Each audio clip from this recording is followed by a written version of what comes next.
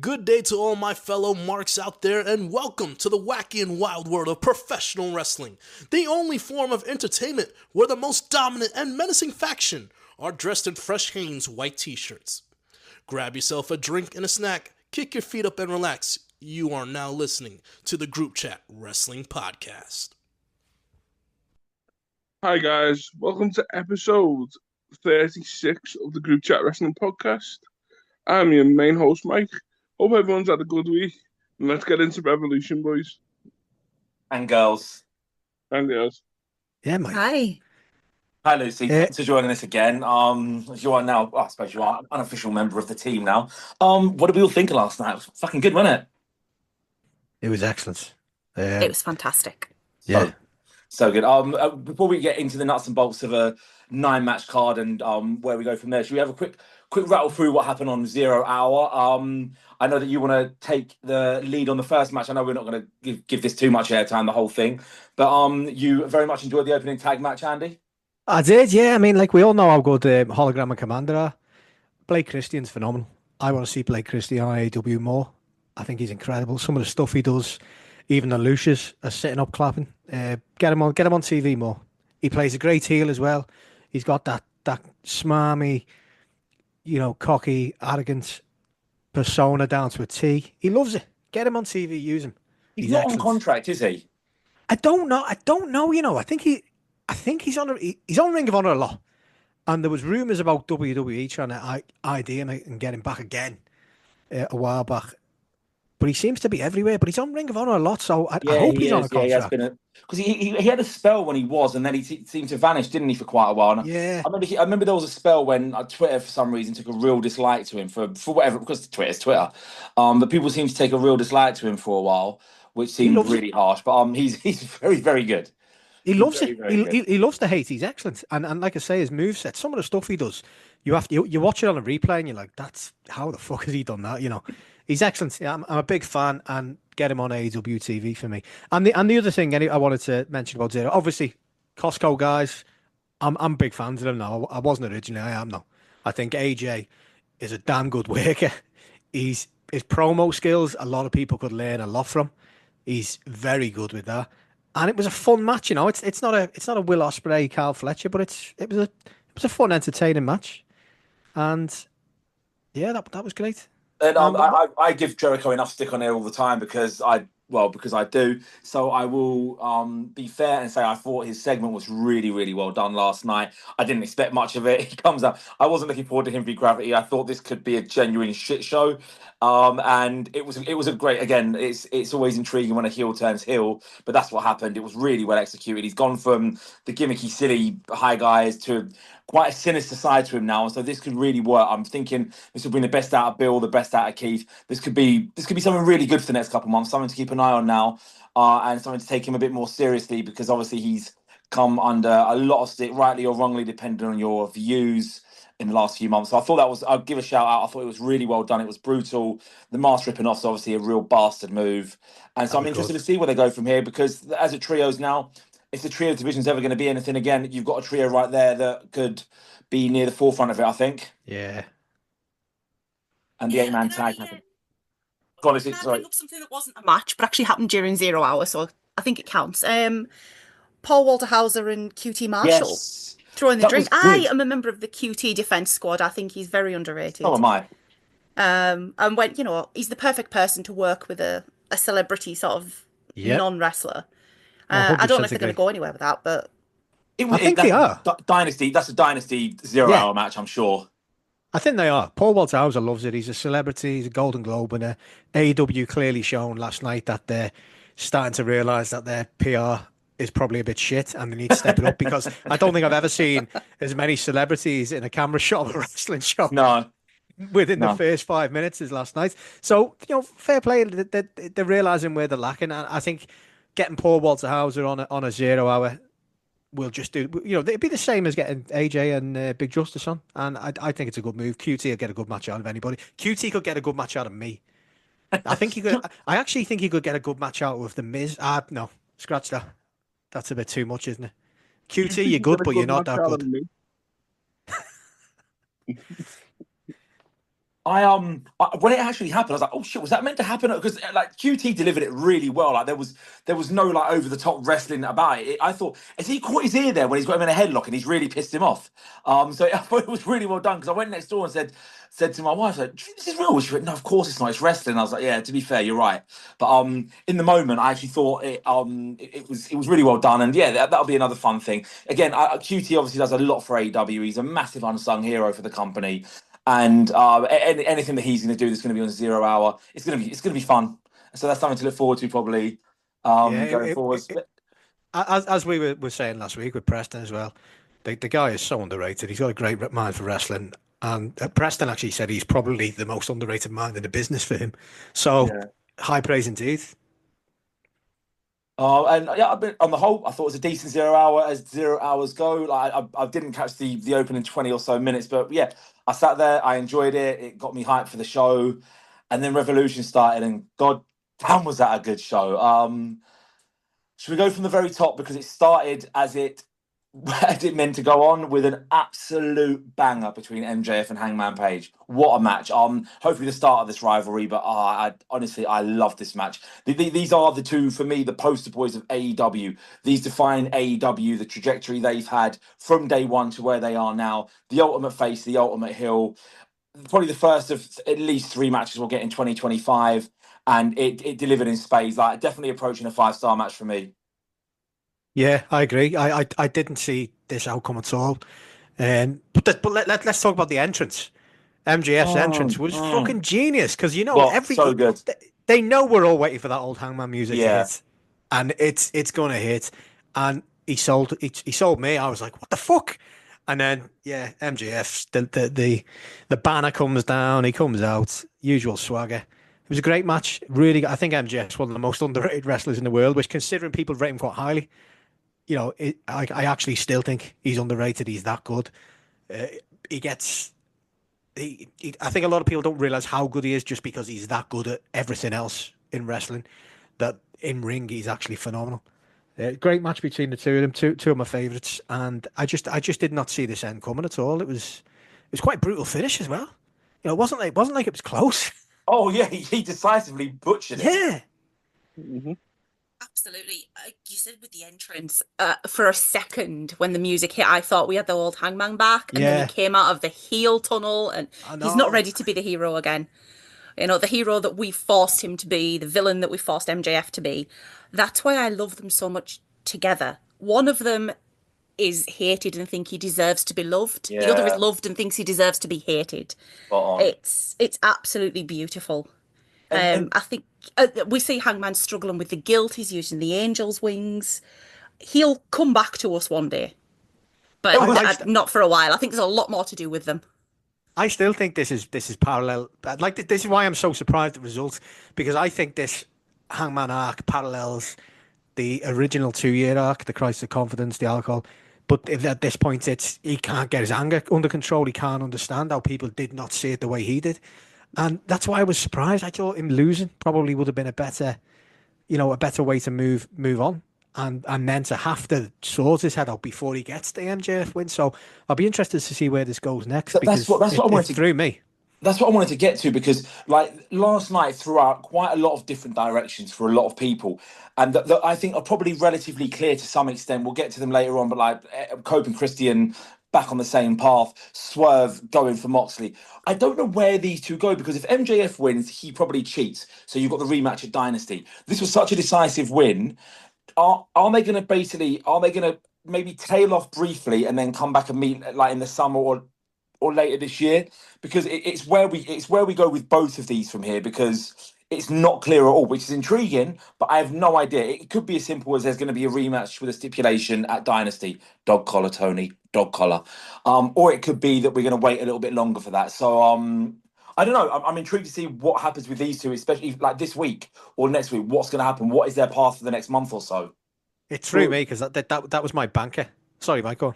No, sorry. I was just wondering, could it be that MJF going away again, possibly? Maybe he's got another film. I hope it hasn't been mentioned, has it? I hope not, because he's got back into such good swing. I'm hoping we've got MJF for the whole year, because on-form MJF is the best heel in the business for me, and he is I don't want to lose him again, because the stop-start 2024 was not a good year for him. He's back in full swing. He's been brilliant in this feud. He's bringing the best out of him. I really hope he's not going away. I've not read he's going away, and usually Sean or someone else will probably be on point with that, knowing that's going to happen sooner rather than later.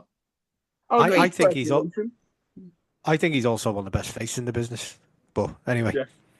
Yes, better than you, baby was amazing. I'll die on that hill. Was. But yeah, best heel in the world. If he's not the best all-round wrestler in the world, then it's probably Hangman.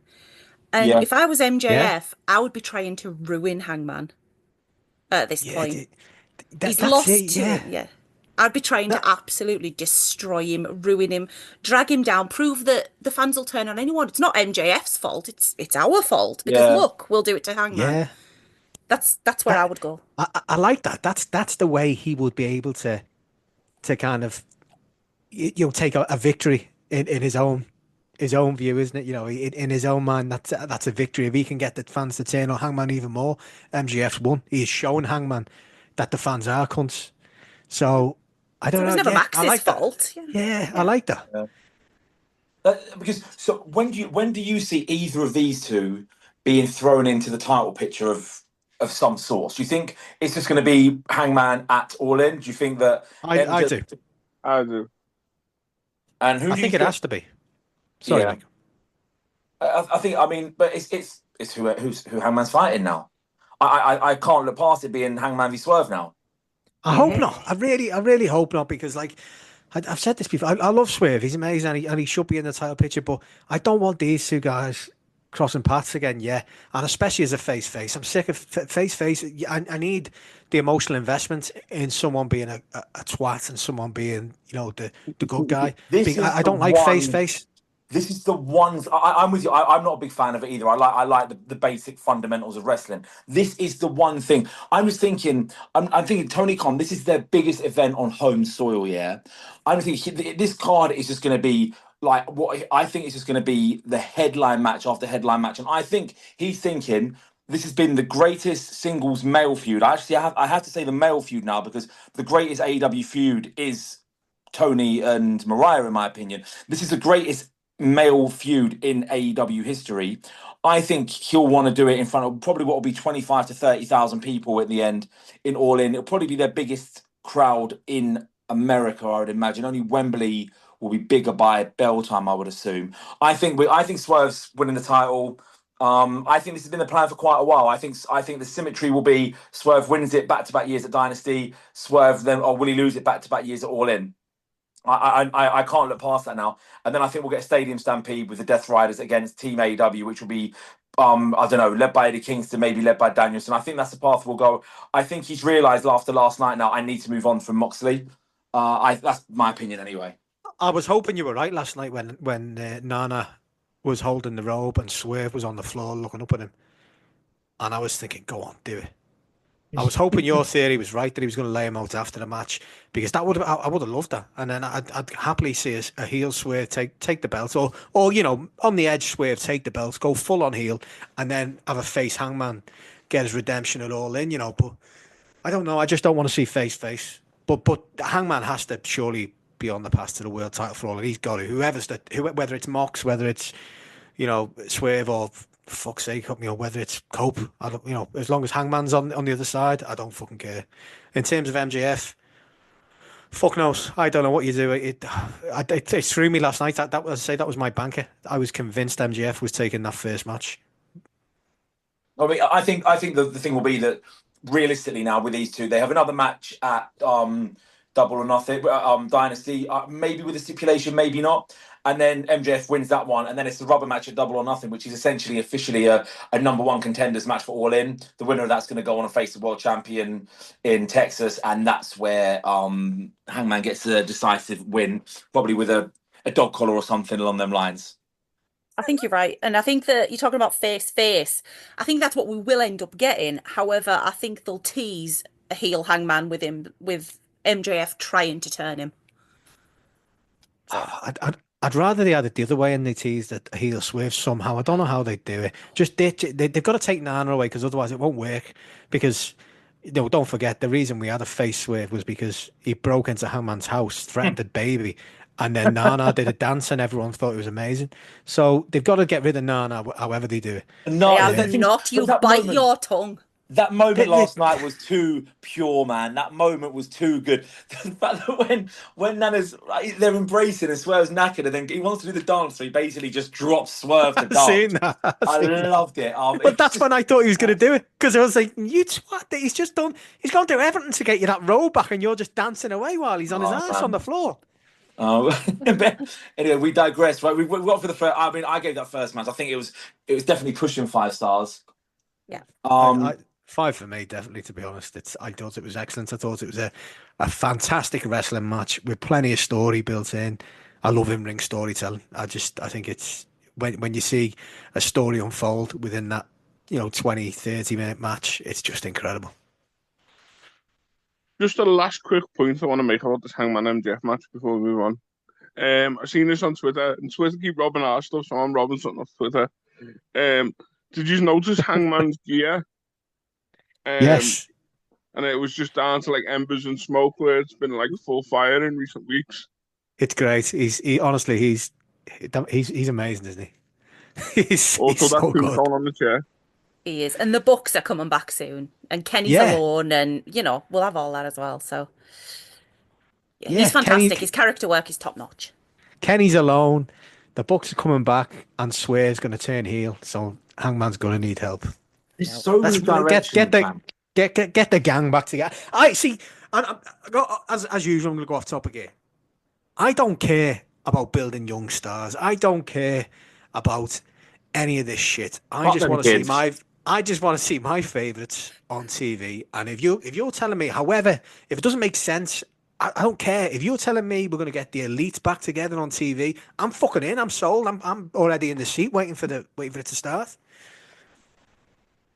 I'd normally disagree, but it's the elite, so yeah, you're right. Exactly. Yeah, it's no, I don't care. It's just get them on TV. Give me the Bucks back and Hangman and Kenny.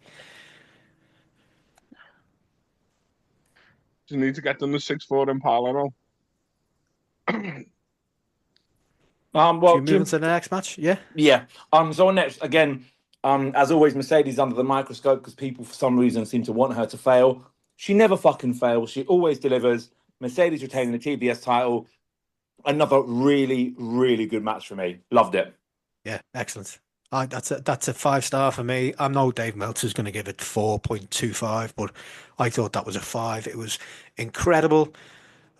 Just short of 20 minutes, which I'm sure they're trolling the fuck out of us now. 18 minutes, 18 seconds. Yeah, it was stiff as fuck. I'm hearing that they both went away with a few injuries, which doesn't surprise me, or a few knocks anyway. It was great. I loved that. It was excellent. It wasn't clean either as well. Like move wise, everything didn't just go clean perfectly. That's good. That's nice. I know. I love it. It makes it look just that little bit more. It gives it a bit more realism. I love that. I thought it was a great match. She's incredible, and I don't think she can have a bad match. I don't care. People will throw some random matches at me, and they'll probably be all right or good. She doesn't have bad matches. She has amazing matches to good matches. Yeah, it was brilliant. It was nasty. There were some minutes that I was wincing watching from behind a cushion, but I'm surprised nobody walked away with a serious injury last night. Some of it got really, really hard. But yeah, I'm seeing her in Doncaster at Rev Pro. I can't wait. Yeah, absolutely psyched. She's one of the best. We're going as well. Can't wait for that. Brilliant. Do you reckon that they keep it on her, have her beat Jade's record, or do you think Billy Starks was there taking notes for Athena? I don't think that's happening till All In, to be honest. I think that's another one of the ones they're going to build towards. I think she should beat Jade's record, let's be honest. And I just don't think there's a hope in hell that Billy gets even close. I think she'll demolish Billy, and then that's going to set up, because I think they're going to have to start telling us what to expect at All In soon, because they're going to want to shift tickets. So they're going to have some big matches. Like Kenny, I'm thinking Kenny Okada, Athena, Mercedes. They're gonna have to start showing us what's going to be on to get people interested in buying tickets, so they can start shifting more. I think that's the next step. It's got to be. Yeah, Athena, Mercedes, I'd buy the ticket just for that. That's where they're going. You're not the only one. I think a lot of people would. That's why they've got this and Kenny Okada should shift tickets. You would imagine. If not, people are fucking stupid. Yeah. What do you what do you think? What do you think Mercedes does between now and All In then? A mini feud with somebody. I don't know who. I think she's going to have a feud with Billy. She's going to beat the shit out of Billy, and then I think they'll then just start teasing Athena. But in the meantime, well, she's doing a lot of indies, isn't she? So I don't know. She's doing that one that little prick works for next week, isn't she? Yeah. So I don't know who she's wrestling there. I don't know who you would throw her. Yeah, I mean they're gonna just feed her a couple of people, aren't they, for a couple of months to just tide it over. Unless they'll she maybe send. Go on.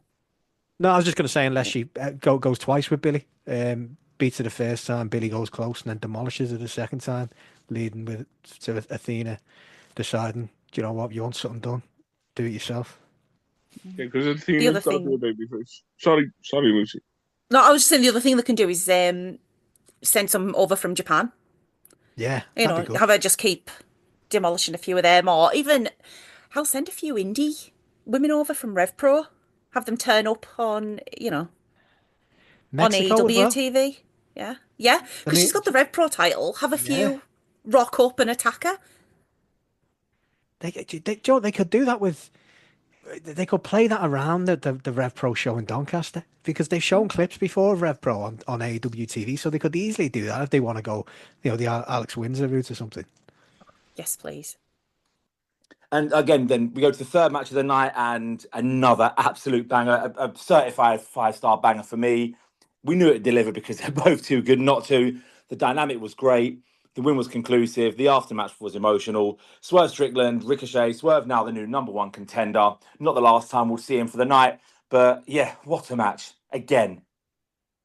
It was another 5-star for me. That it was phenomenal. I really wanted Ricochet to win just because I feel like I don't know where he goes from here. After having done so well to build himself up to the match. The match was incredible as well. Does anyone take bumps better than Ricochet? It's not some of the bumps he takes and the selling that he does with it. Some cunts out there probably writing an essay with typewriter fonts about how he doesn't sell, but he does very well. And it was excellent. I didn't know who was going to win until right at the end of the match. A few times I thought Ricochet had the interaction with Nana storming off. It was great. I really enjoyed that match. I couldn't take my eyes off it. I could watch these two fight all day. I love the pair of them. They've got chemistry. I mean, Swerve has chemistry with everyone since his rise to the summit. Every single person he's feuded with, the chemistry's been absolutely brilliant. And this was 18 minutes, not a dull second in this match. I absolutely love. There were a couple of holy shit moments. I definitely yelled a couple of times. It's the story throughout the match, the layers of it. I wanted Swerve to win. I think they'll put the belt on him. I want them to put the belt on him. And this was such a clean, decisive victory. The end was brilliant as well with Nana. That I think that puts it to bed. They've flirted with the heel turn. It's not happened from either one. We can put that to bed. They're going to be together for the foreseeable future. And it was, again, you're right, Ricochet, I think I saw him shilling on social media for the Hurt Syndicate again. So maybe that's the direction he's going to go back in, trying to get back in there. They will get a new member at some point, I'd imagine. I kind of like what he's doing at the moment, but you're right. Where does he go from here? What feud works for him? I mean, I'd potentially look at inserting him into the TNT title picture sooner rather than later. That belt needs elevating badly at the moment. And him having a run with it as this insufferable heel, doing open challenges and running with the title for 3 months or so could do wonders for it, because the international title's in a fantastic place. It's the strongest secondary title in wrestling by quite a distance, I think. TNT title's lost in the shuffle. I think Ricochet's a good person to chuck in that direction. I think you could go that way. I just want to say I was terrified Nana was going to turn. So it's blasphemy wanting to split those two up. Absolutely not. I forbid it. But where I would go from here is, don't yell at me, but I'd have Ricochet join forces with Max Caster and just be angry losers running around being annoying to everybody. If you want to really double down, where's Stokely? Give them a annoying pest of a manager. I think Ricochet should lean into the just generally being a nuisance to everybody. And yeah, have him start winning matches. But I love him being just a little bit pathetic. I think he's brilliant. His awkwardness plays into his character so well. It's natural that he's awkward. He's a very awkward person, but it adds to his heel gimmick, that awkwardness. Everything about him's working at the moment. I want to see him still on TV. This feud is now over. If Swerve does have a title run, then who knows? If there's a double or nothing opponent for Swerve, it could be Ricochet. If they want to circle back, if Swerve does win the title. But yeah, again, there's so many people that these feuds they've been in are so good that now these feuds seem to be coming to an end, you think, for one of them at least, but where the fuck do they go next? It's a good way. It's exciting because hopefully there's a lot of things in store for people. I don't think any of these people we're talking about are suddenly going to vanish off TV for months on end because they're too good. But they need new directions, and that's quite an exciting thing to see what happens this week, I suppose. The problem with Ricochet for me is that he was in that bracket where you thought he's incredible, but he's never in the top, the top tier main event tier. But I think the last couple of months have actually changed a lot of people's views on that. They've changed mine. I think he could be. I think what he's done the last few months has been incredible. He's as good in the ring as anybody. He clearly can talk. He was just never given the chance to go with it. And I honestly think there's so much potential there with him. I just don't know how you would do it because it's so stacked at the top. I think the TNT could be a good choice, but I don't know whether that's too low down the card for him. I mean, for me, I'm thinking someone like Brody would be good there. I don't know. Would that be too low down the card having Ricochet in that spot? I'm not sure. But he's brilliant, and I want to see him on TV anyway. And I actually would like to see him and Swerve go at it again. Maybe not necessarily straight away, but in a few months because the 1-1. So we need a rubber match.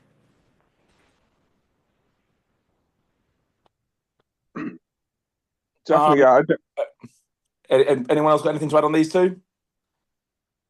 Just about Swerve, really, that I think he had to win. If they were going to have him, it would not have worked Ricochet attacking Mox at the end of the show. No, exactly. No, it would not. But it was a great visual. I get that. But the way people are talking in terms of the position of the main event, it was there because of what was going to happen at the end. Was it as good a visual as the one we're probably going to talk about next? No. I don't think so. Nowhere near. So I don't know. And I'm still not convinced. I read a good argument for why Swerve may actually not beat Moxley.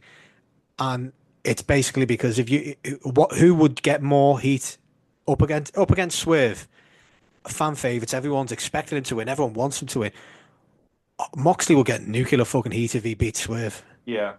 And then that could then lead into whoever does beat Moxley is going to be a fucking superstar, whether that is Hangman or whether Swerve gets a rematch or whatever. It's not necessarily as cut and dried as you would imagine. I don't think it is. It's, I think you were saying last week, weren't you, that if Mox won, you didn't think it would be Swerve because you don't see Swerve beating Mox. Yeah. So it's interesting because it I guess it keeps us guessing, doesn't it? So yeah. But anyway, the match that we are going to talk about next. Do you want to? Are we ready? Should we go on to it? Well, I think you're going to be a bit. I think going to take the wind out of your sails a bit because the match we're going to talk about next is a card of Brody King. Oh God, it is. Oh fuck yeah! It's just because that match was so good. I'm getting myself overexcited thinking about it. Okada Brody King. Well, it was very good. It wasn't a 5-star. No, it was fine. I probably expected more because I love Brody King and I thought their styles would mesh well. Again, this was by no means bad at all. Nowhere near it. It was a 7 out of 10 match, I'd say. But coming off of the back of Swerve, coming off the back of the opening 3 matches, it just didn't feel quite on that level. They didn't have that much time either, only just over 10 minutes. It was a match that I had very high expectations for, and it probably didn't reach those expectations. But saying that was by no means a bad match.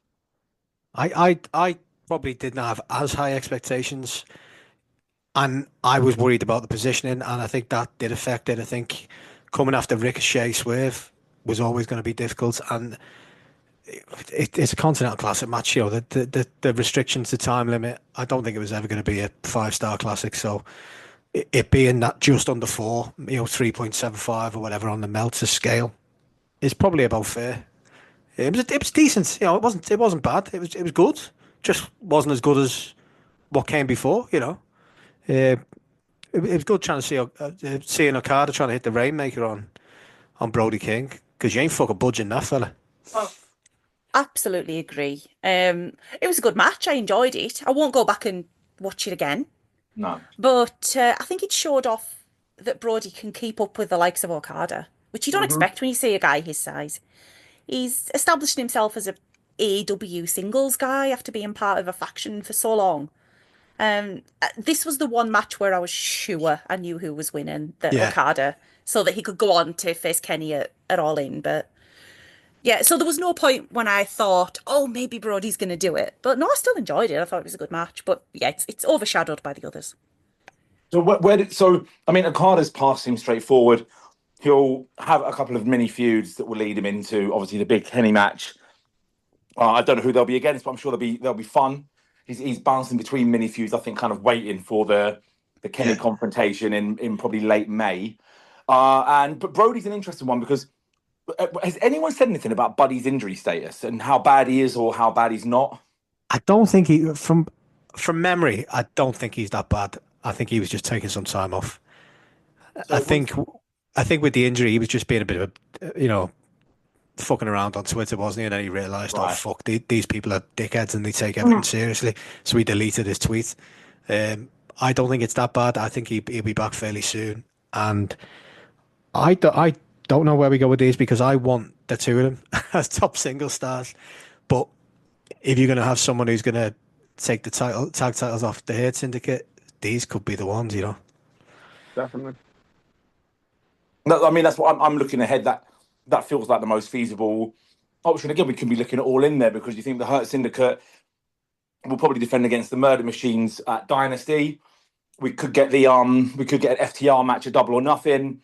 They'll retain there, as FTR will then probably gradually turn heel very soon after that, if not before, ideally. And then it leads you to this match, which is the biggest tag match they can do if they build up the Hounds of Hell well. I kind of don't think we need to see Brody on TV until he comes back with Buddy now. I love him as a singles competitor, but I think you wait, they come back, they start running their way through the tag division with, say, 3 wins a month for the next couple of months, and then you're like, right, they've beaten everyone now.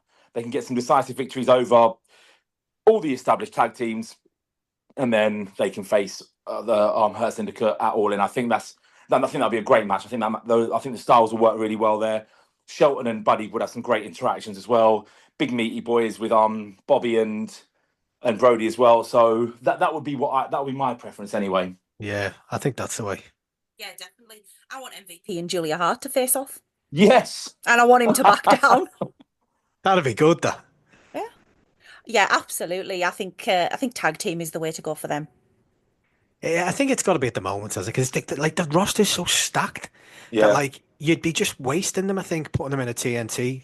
I'd love to see Brody demolishing people week in, week out in an open TNT challenge, which it should be. But I feel like, what do you do with Buddy then? And I'd like to see Buddy in the international title scene, but at the moment that's not happening, because Kenny Omega's Kenny Omega, and I don't know. Up until a point where you see a clear path for them to do their own thing, it probably is the safe bet just to stick them as a tag team and give them a good run with the tag belts. But while you mention MVP, by the way, one thing I always think back to with MVP, sorry, it's just something we just missed. I always think back to the professionalism of the man. Turns up in AEW, has a problem with Chris Jericho, so what's he do? He goes to his locker room, they hash it out, all good. And it was interesting hearing Swerve say similar about Ricochet in the post the media scrum, where he said he's never liked Ricochet, never got on with him at all. He said legit, they just don't get on. But working together, he said the man's got the right mentality, and whatever, he can work, they can do anything together, because it's just professionalism, isn't it? And I thought that was brilliant. I thought it was excellent, especially considering considering that what we had over a couple of years ago, with people unable to be professional. It's great. It's just great hearing another story from somebody who's had issues and been like, you know what, this is why should we let this affect our work? Let's just go. and put on a 5-star classic like that. Anyways, sorry to go backwards, but I just thought that was something that was quite impressive. Do you think that I didn't watch that? Do you think that was legitimate that Swerve doesn't actually like him like in real life, but he's happy working with him? Do you think that was genuine? I don't know, but he said he's not liked him for years. So I mean, I don't, he seemed like, look, he might just be working us, but he seemed like he didn't like him the way he was talking. So who knows? Well, I mean, I don't think I would like anyone who actually likes Andrew Tate. So I'm kind of with Swerve there if that is the case. But I fucking hope he really doesn't like it, for God's sake. I hope Yeah, so, I'm choosing to believe that that's him just being, putting it on. Being a fucking prick. Like. Well, then he's been doing that's long-term booking from him because he was retweeting him about 4 years ago. So, for fuck's sake. Yeah. So, anyway, I digress. Let's move on. Probably the worst match of the night. It wasn't great, annoyingly.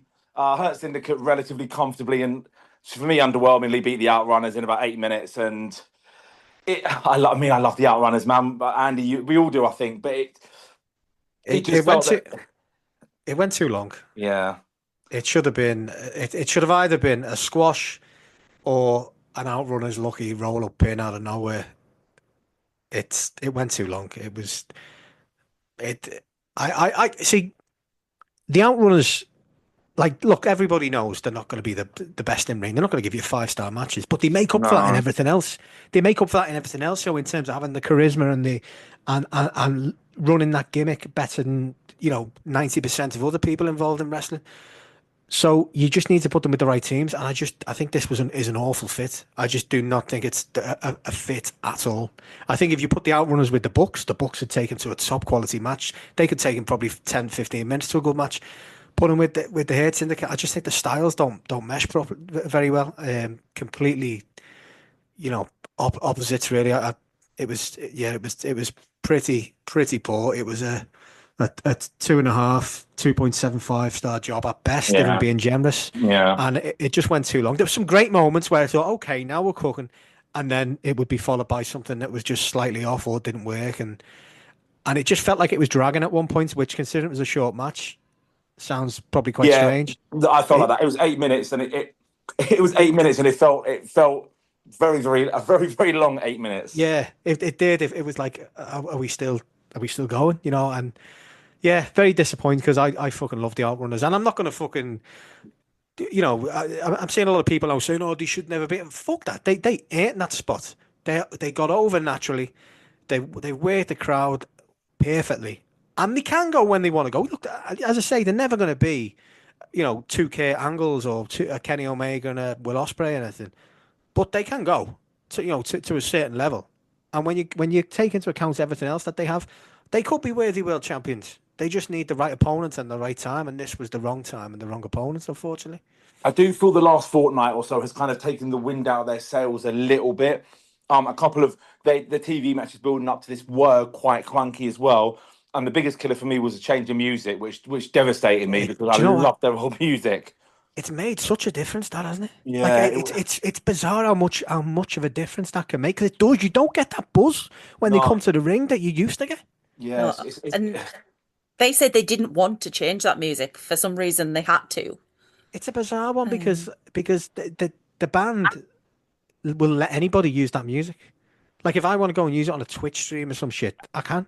They don't care. So weird then. So it doesn't make any sense. Surely they couldn't be charging a fortune. So I don't know what has happened with them and AEW to the point where they're not allowed to use it anymore. It's a shame because it does. And I don't understand. I can't explain how, but changing that music just takes a little bit out of the entire act for me. I think it's very much. I think a little reset wouldn't hurt for them now. Look, it's been so good, but it's going to get like the VTs have all been great. The little things like putting it in the VHS quality, everything they've done has been great up until now. But it probably feels that maybe it's Ring of Honor tag title time for them. Maybe that's where they're going to go and hone their craft. It's just, especially I feel I don't want to pick at anyone, but Turbo Floyd probably needs. I think the Truth is a better wrestler than Turbo Floyd. I just think that maybe some more reps on Ring of Honor, like on regularly getting them out every single week, build them up, get the tag titles there eventually. and then see where we are in a few months. I still want to see them on AEW TV as well, by the way, because I love them.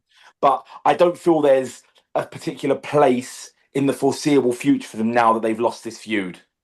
I get that, but for me, I still think a heel FTR turn on them could be brilliant. Yeah, I think that could get the best out of both of them. I still want to see maybe now we get the Outrunners like they've said. Look, we're going to go back. We're going to train. We're going to fix this. Maybe they do that, and then they start putting a few wins together. And as they get close to maybe these rankings that don't exist, that should do. As they get close to moving up these rankings, maybe FTR come out and to celebrate with them, and then or they do a friendly match or whatever, and FTR beat the shit out of them. I think that would get the best out of both them and FTR, to be honest, right now. So yeah, I think FTR could get a good match out of them as well, because FTR are, as much as people like to not give them the flowers over the last 12 months because they've maybe been overexposed. FTR are damn good wrestlers. So FTR brilliant. We've seen them teasing a heel turn from FTR already, just a little bit, but we've absolutely seen it. And yeah, I agree. I love it. Nobody loves the Outrunners more than me. I've got pet rats called Turbo and Magnum. That's how much I love these guys. But I don't think I'd love them as champions. I love them as the underdogs. I don't want them to get high up the card and win a lot. Maybe Ring of Honor, but I want them to get so far and then be smacked back down by the bad guys. Yeah. I just want them to get it, even if it's the shortest reign of all time. I just want them to have it and then be obliterated. I would love that. I mean, I think we said this a while ago, didn't we? When the Bucks were champs, the Outrunners would have been great to get them the win, and then FTR beat the shit out of them literally straight away. Maybe take the tag titles off them 2 days later. I don't care. I would just love them to get that one moment, because, like, overall, complete package, they're one of the most entertaining things in wrestling for me. Yeah. Very sad. It's all about the balance, isn't it? Like the one thing is that you don't need everyone in AEW to be a 5-star wrestler. You don't need everyone to be able to put on 28-minute clinics all the time. You do need a balance. You need light and shade with everything. And they get the same way that Harley does. It works. It works with Harley. It's worked with the Outrunners to the extent that they were getting, when the crowds were kind of down last year for whatever reason, they were getting the best crowd reactions when they were coming out for a few weeks. So and merch as well, mate. What they do works. It's just, again, you look back in history. You look back in say WWE in the golden generation. Like, you look at that top of the card, and like half of them were not good wrestlers. Andre the Giant could barely move. Hogan had about 4 moves. The Ultimate Warrior was actively terrible. Sergeant Slaughter was pretty bad when he was back there as world champion in '91. The only world champion that was worth his salt in that period was Macho Man. Like, you don't always. Not everyone has to be like the best wrestler in the fucking world. It's getting the balance right. I feel that it's just been a bad week or so for them from an optics point of view. I think losing the music, having a couple of underwhelming matches, and having, again, it's a harsh criticism, but it was 8 minutes 40, and that felt like twice as long as it needed. It did, and like, while we're on, where they would go and stuff, this is going to play into the main event, but like, why the fuck did we have this great build with FTR and the Outrunners, only to then take it away and it just not be talked of again because FTR are back with Cope? But then for them to just vanish from Cope, it just feels like they've missed a step twice in a row here of using FTR at the right time. And because the way they were building with the Outrunners as being we're best mates, we're going to train together. And there was one moment, one little segment they did where the Outrunners were like, we're going to help you get there. And there was a little bit of a sinister look from FTR where they were like, yeah, we're going to help you to get there for a reason. And it's so sad that they didn't push on with that, because that was the perfect timing for this. And unfortunately, I think we said this months ago, I love the Outrunners. Maybe they've just let it go too far. Maybe they should have pulled the trigger earlier and done it while they were hot as fuck. Yeah, I think mate, we said that at the time. That was the right thing. I know, yeah. Just strike while the iron's hot, because people would have loved it then, and now people are very easy to turn. People, especially with social media, people enjoy turn. If they see someone turn, they'll jump on that bandwagon, and that's what's going to happen now. Off the back of a poor match last night, people will turn on them because it's the thing to do this week. Let's beat the Outrunners. They should have done it about October or November. You see one person with about who's maybe got like 20,000 followers or something.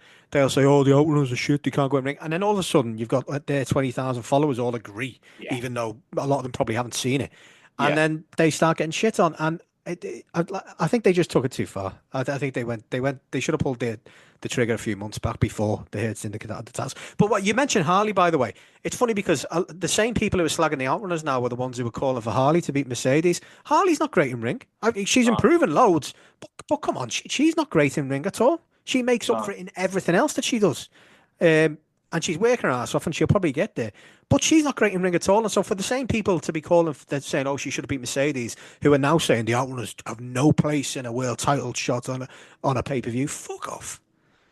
They're saying that because the match wasn't good. If the match had been good yesterday, they would have been saying the complete opposite. So you can't base that logic on the actual match itself. The fact of the matter is that the Outrunners have been a really over tag team for a while. It was inevitable they were going to lose to the Hurt Syndicate yesterday. It was obviously the right decision, but they have been so good.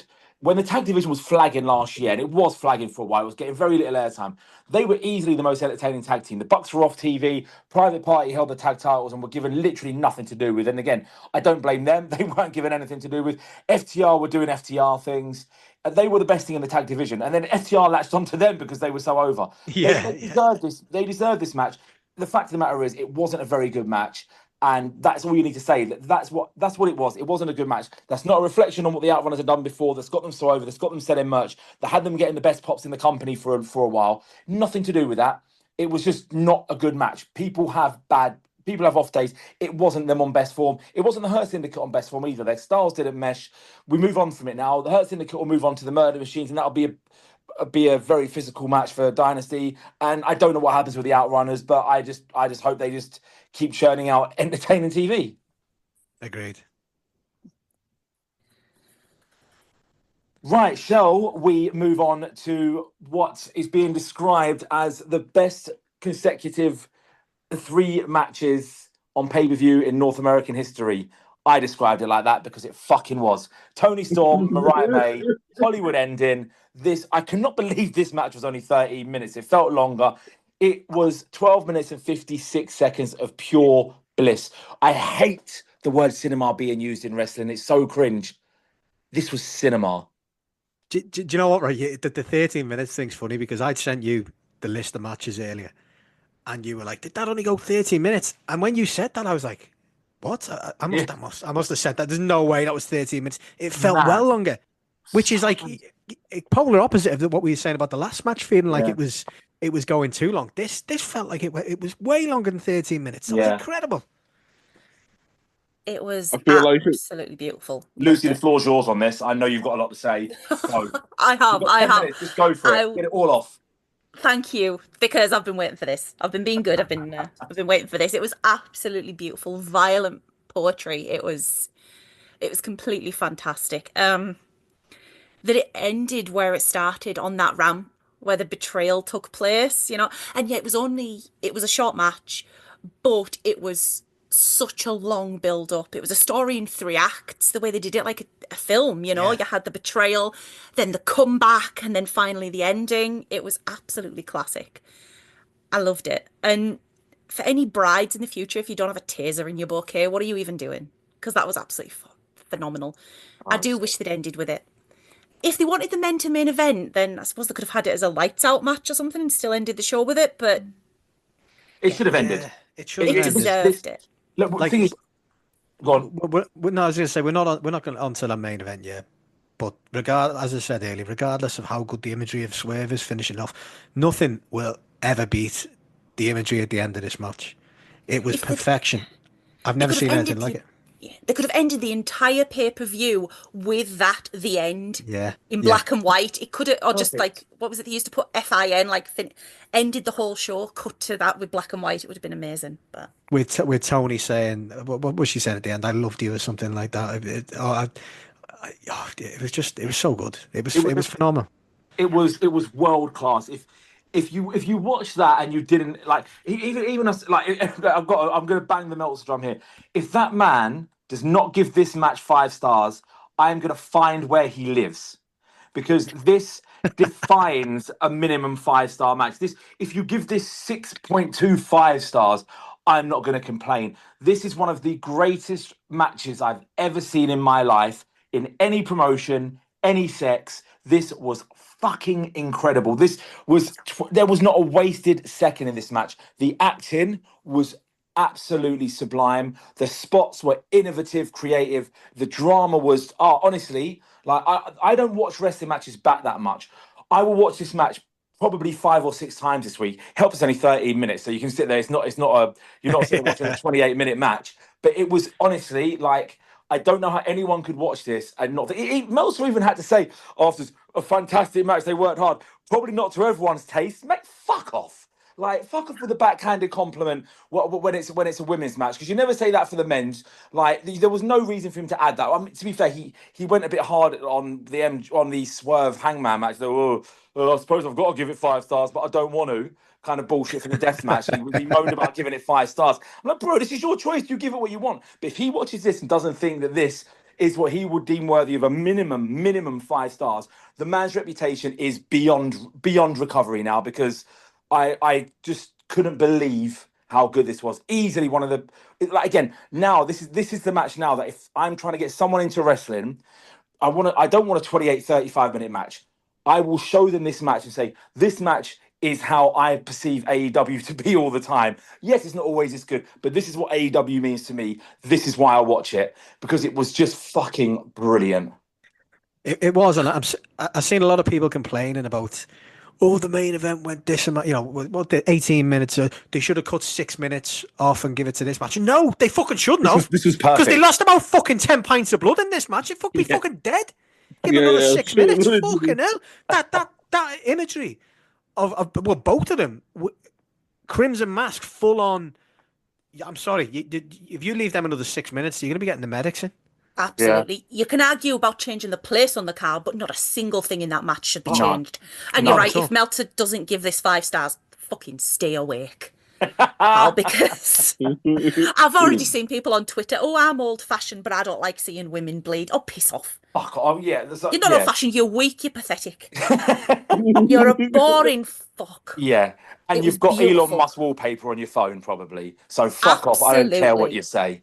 I will. The amount of imagery, the amount of moments that these two women have given us in this feud from day one to now, just it's been the best feud in wrestling history, in my opinion. It has delivered more drama than anything else. It's made me feel things. They've been given time. Like RJ City, I know deserves a lot of credit for this, because I know he's obviously behind a lot of this, and so full props to him. But everything they've done, and it culminated last night in this amazing feud that's gone on since, when did Mariah debut? Like, was it the start of was it 2023 even? It's like, roughly 18 months, roughly, I think, isn't it? Yeah. And 18 months ago, they knew that this was going to be the outcome one way or the other. This was what it was going to get to. And the journey has been literally flawless. And I can't wax lyrical enough. There's not enough superlatives for how good this has been. And just the fact that I wanted it to go on last. And again, the fact that people wanted this to go on last adds weight to why people didn't like the main event as much as they did, in my opinion. Probably myself included on the night. But like, just separating that, looking at this was one of the greatest things I've ever seen in professional wrestling. And for me, it's still probably tied as one of the 2 greatest matches of the night, because that's how good this show was, because of how much I felt about one of the other matches. But I love this. I loved it deeply, and I will fight people that don't love it. I will fight them. I have to agree. It was there's not really much more I can add to that. It was ridiculous. It's insane. It's the, along with the, I'd say maybe the Hangman shades it slightly, because I think that's the best story of all time. This is either neck and neck or literally tiny bit behind, with a massive gap between that and the third best story of all time. It's just that good. The 2 stories, Hangman and Hangman's original arc and the Toni Mariah one, are fucking head and shoulders above anything else I've ever seen in wrestling. I don't care whether it's women's wrestling, men's wrestling, whatever. It's absolutely fucking ridiculous. It is so good. Yeah, thank you for saying that. I'm so fucking tired of people going, oh, yeah, it's the best women's match. They always have to put that in. Yeah. It's like, no, it isn't. It's the best. It's the best match. It's the best story. You know, it doesn't have to be good. Oh, they're good for women. No, they're just bloody good. And I maybe agree with you about Hangman has had the best character arc, but for best overall story, for feud, nothing touches Toni and Mariah. Yeah, this was more a full-on story, wasn't it? Yeah, the Hangman was a lot of subtle things going on for a very long time. This was a perfectly planned out start, middle, finish. It's like there's not really much else you can say about it apart from it's amazing. Everybody should watch it. And the only problem with me recommending this match to people is that I have to recommend the entire 14 to 18 months worth of stuff because it's that good because of what come before it. It's because of everything that led to this point is why everything that happened in this match meant so much and just worked as well as it did. It's just the imagery. You could pick 100 stills from that match and they would all be iconic. It's just phenomenal. It really is. I don't know how any of them are ever going to top this again. I don't think they can, and that's not necessarily a bad thing because it's that good. If they can get something that even comes to 70% as good as this, then they're fucking winning. So going on from that, then I'm genuinely intrigued. So what's next for both of them? Like, I mean, I think Mariah should take some time off now. She's been relentlessly on TV since her debut. I agree. I think Mariah takes time off. I think maybe she comes back reformed as a face. Yeah, I think. I was about to say that. And she could maybe come back. Like, I don't even think these are done. Not done as in the feud. I mean, that's done. But I don't think they're done interacting. I mean, I like Toni's made it clear she loves Mariah. That's why this hurts so much. And Mariah's made it clear that like she loves Toni, and that's why she was so obsessed with this. And I wouldn't be surprised to see her turn back up as a face at some point and help Toni maybe when she comes back from a break. If Toni's up against a big bad like Megan Bayne or somebody.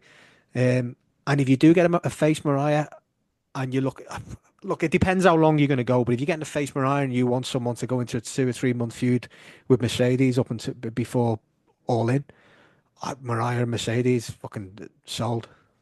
I mean, so we've got the pay. Sorry, Lucy. We've got the pay-per-view cycle. We've got Dynasty, Double or Nothing before. So I mean, I wouldn't be surprised if Mariah May doesn't turn back up till Double or Nothing now. I think so. I think she needs to take time off. I'm just thinking, she's earned it, and it's good for her character.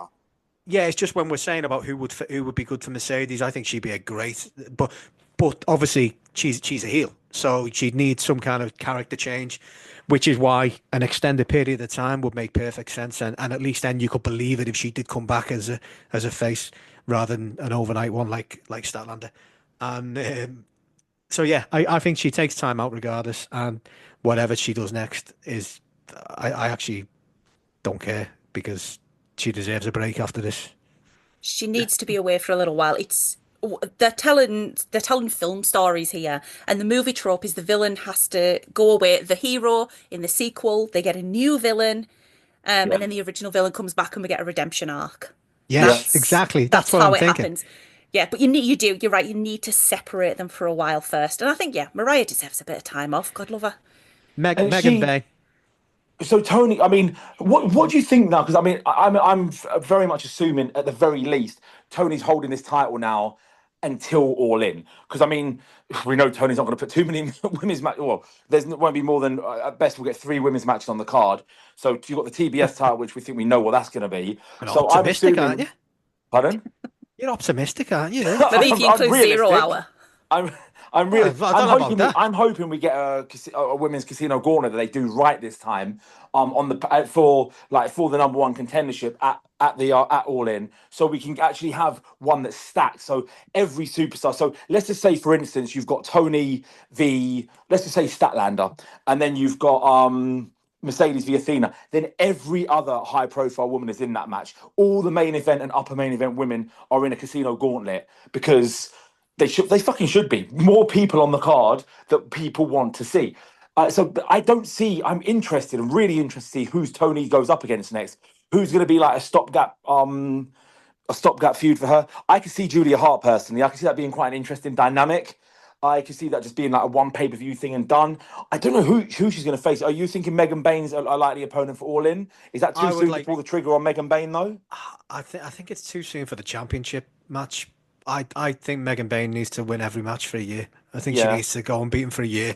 So I banged on about this, the score what I want. So I want a 92, 93 style Vader run from Megan Bain where she demolishes everyone, she demolishes our favourites, and then whoever is the chosen one will get the Ric Flair redemption story,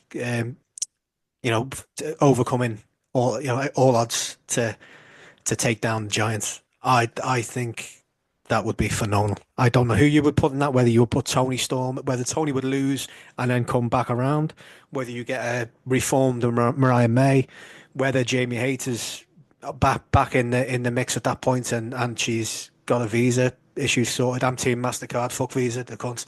And or any of that, I don't know. But regardless, Megan Bain needs to demolish people for a year. And by demolish, I mean not necessarily a lot of them, but I mean she needs to be demolishing big names as well. She needs to be squashing people on TV in 45 seconds, and then on pay-per-view beating respectable opponents in 4 minutes. Yeah, I think whoever they've got on the roster who wants to take time off, just put them in a feud with Megan Bain. If someone's going to take time off, like for instance, Willow's been off TV quite a lot the last few months. I don't know whether that's an injury or not, but if that's the case and she's maybe taking time off, just put her in a squash match and get Megan Bain to destroy her, because it just adds to the credibility. Because Vader fucking destroyed, he more or less squashed Sting at one point. So you need that because it just strengthens it and it makes the challenge for whoever is coming up even that bit more special. So that's where I'd go anyway in terms of who Toni has in the immediate future. If we all say right now, who do you think Toni Storm will face at All In? You've got the realistic opponents. Like, just being honest, the realistic opponents for that would be Jamie Hayter. Jamie Hayter for me, definitely. Chris Statlander. Again, I think we probably said it's too soon for Megan Bain. Willow Nightingale. I think they're the realistic. They're the people that I think. I just think that every match there is going to be the blockbuster match, as big as they can do. I think they're the three realistic opponents at this moment in time. The big problem we have here, though, is that Toni is the biggest, female baby face. Full stop. Everyone loves it. We've tried. God, remember when she was a heel and Serena Deeb came out and told everyone about the serious health issues she's had and with the seizures, and they just booed her and told her to fuck off. And it was awful TV. It was horrible to see, because it's quite sad. But they just didn't care because they just wanted to cheer Toni. So that's when they flipped her to face, if you remember. Yeah. Because she was a heel. So I don't know how you do this. Jamie could come back as a heel. I think Jamie should come back as a heel. I think Jamie's a good heel. I think Jamie was quite stale as a face. I think a heel turn from her, build her up. I think that's the way to go. Yeah, I do, and she has a story there where she wants revenge for her injury and losing the title that she feels like she never should have lost. Yeah, I think that's the way to go for All In. If she can get a visa issue sorted out and we can get it built in that time, because I don't see any other good heels at all, and it's a problem. Hart. I mean, what you did have Deonna Purrazzo and Taya Valkyrie, but they've done nothing big with them recently. They've been getting squashed, and it's weird because Deonna's a great wrestler. It's just it makes no sense. I mean, she's been losing. She lost to Harley Cameron, and as much as we all love Harley Cameron, Deonna's a great wrestler, and it just feels like she's being wasted at the moment. I don't know. Like, what other heels do we have? Like, really, Nyla Rose. I'd like to see her lose an eliminator match against Toni Storm or something like that, just to have them interact. But again, that's another thing. Another. Sorry, go on. But yeah, she's not been built up as a potential contender. That's all I was going to say. It's another issue we have with this weird situation where we don't get more than one women's match on a week on Dynamite, because you can't build. I've rambled about this a lot. I'm sorry, but you can't build any realistic contenders because you're not doing anything outside the title scenes. Yeah. Even Marina Shafir isn't wrestling. Yeah, no, that's bizarre, isn't it? Because we're supposed to be seeing something with her and Willow, but if the Death Riders aren't going anywhere, then what they're going to do with this? Is this just a complete waste of time, or is Willow just going to go in and squash her and move on? It's a weird one. There's no real heels, and it's a struggle. And turning Statlander back face was a fucking massive mistake. Yeah, we got two great matches out of it, but it should never have happened because they put a lot of work into turning the heel, and it was working. Mm-hmm. I think Jamie fixes it. Switch Jamie. Yeah, turn her heel.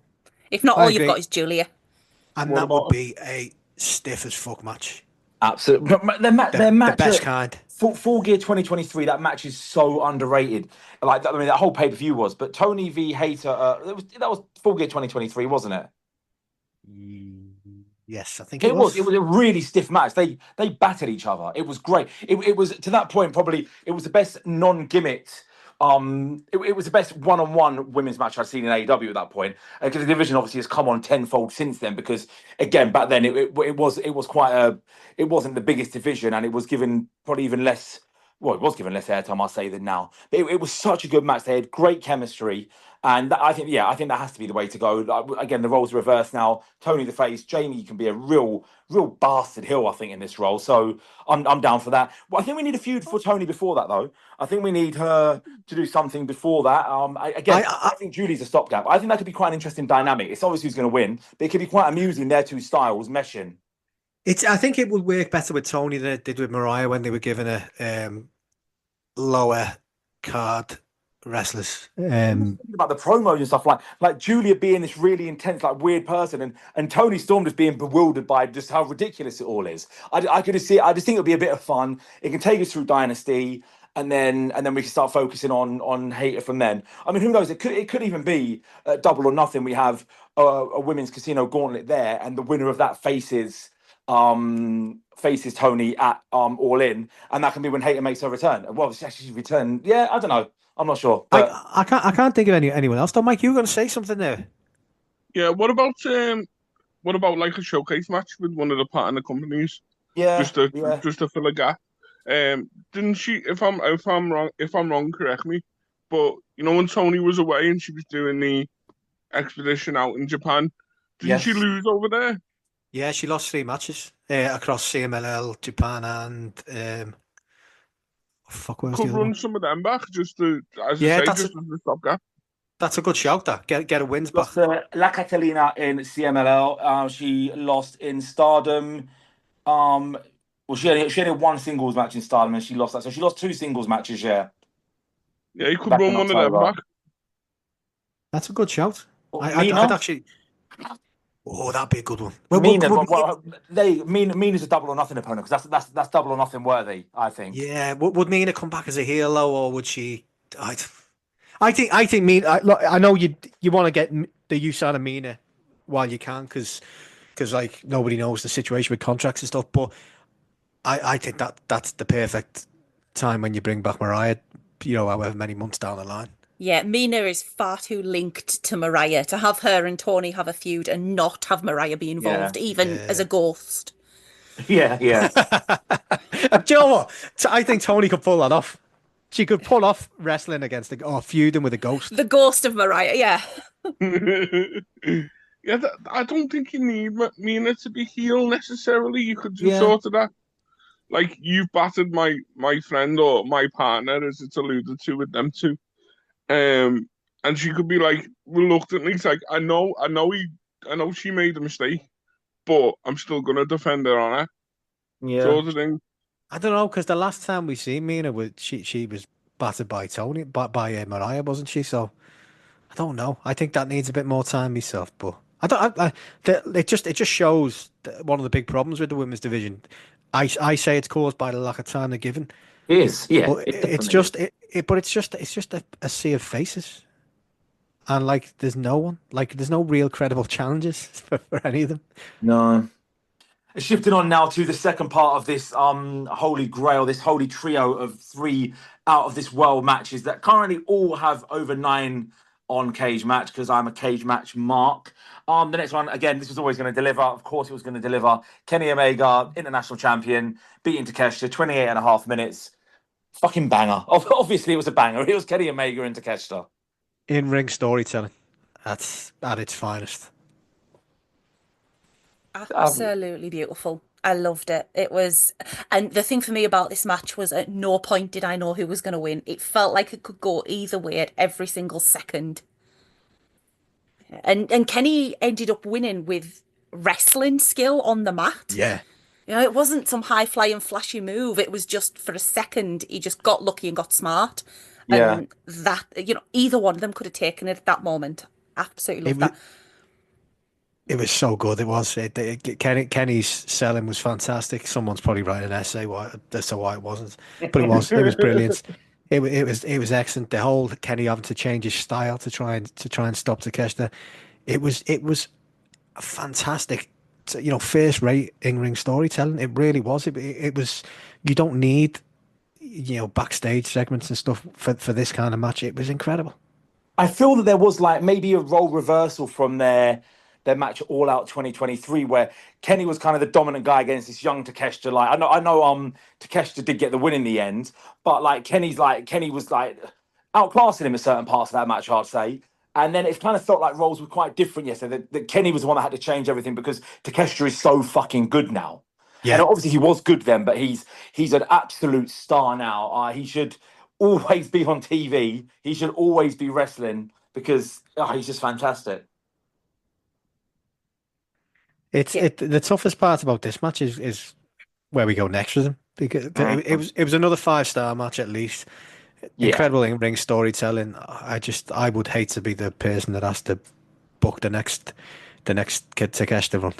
But I literally have no idea what they do with him now. I can't see where you go. That's a bit of a worry because everyone else, I've got these lists of things I think that it makes sense for them to do. With him, I genuinely feel I don't know what you do now. You're not going to be in the world title picture for the foreseeable future.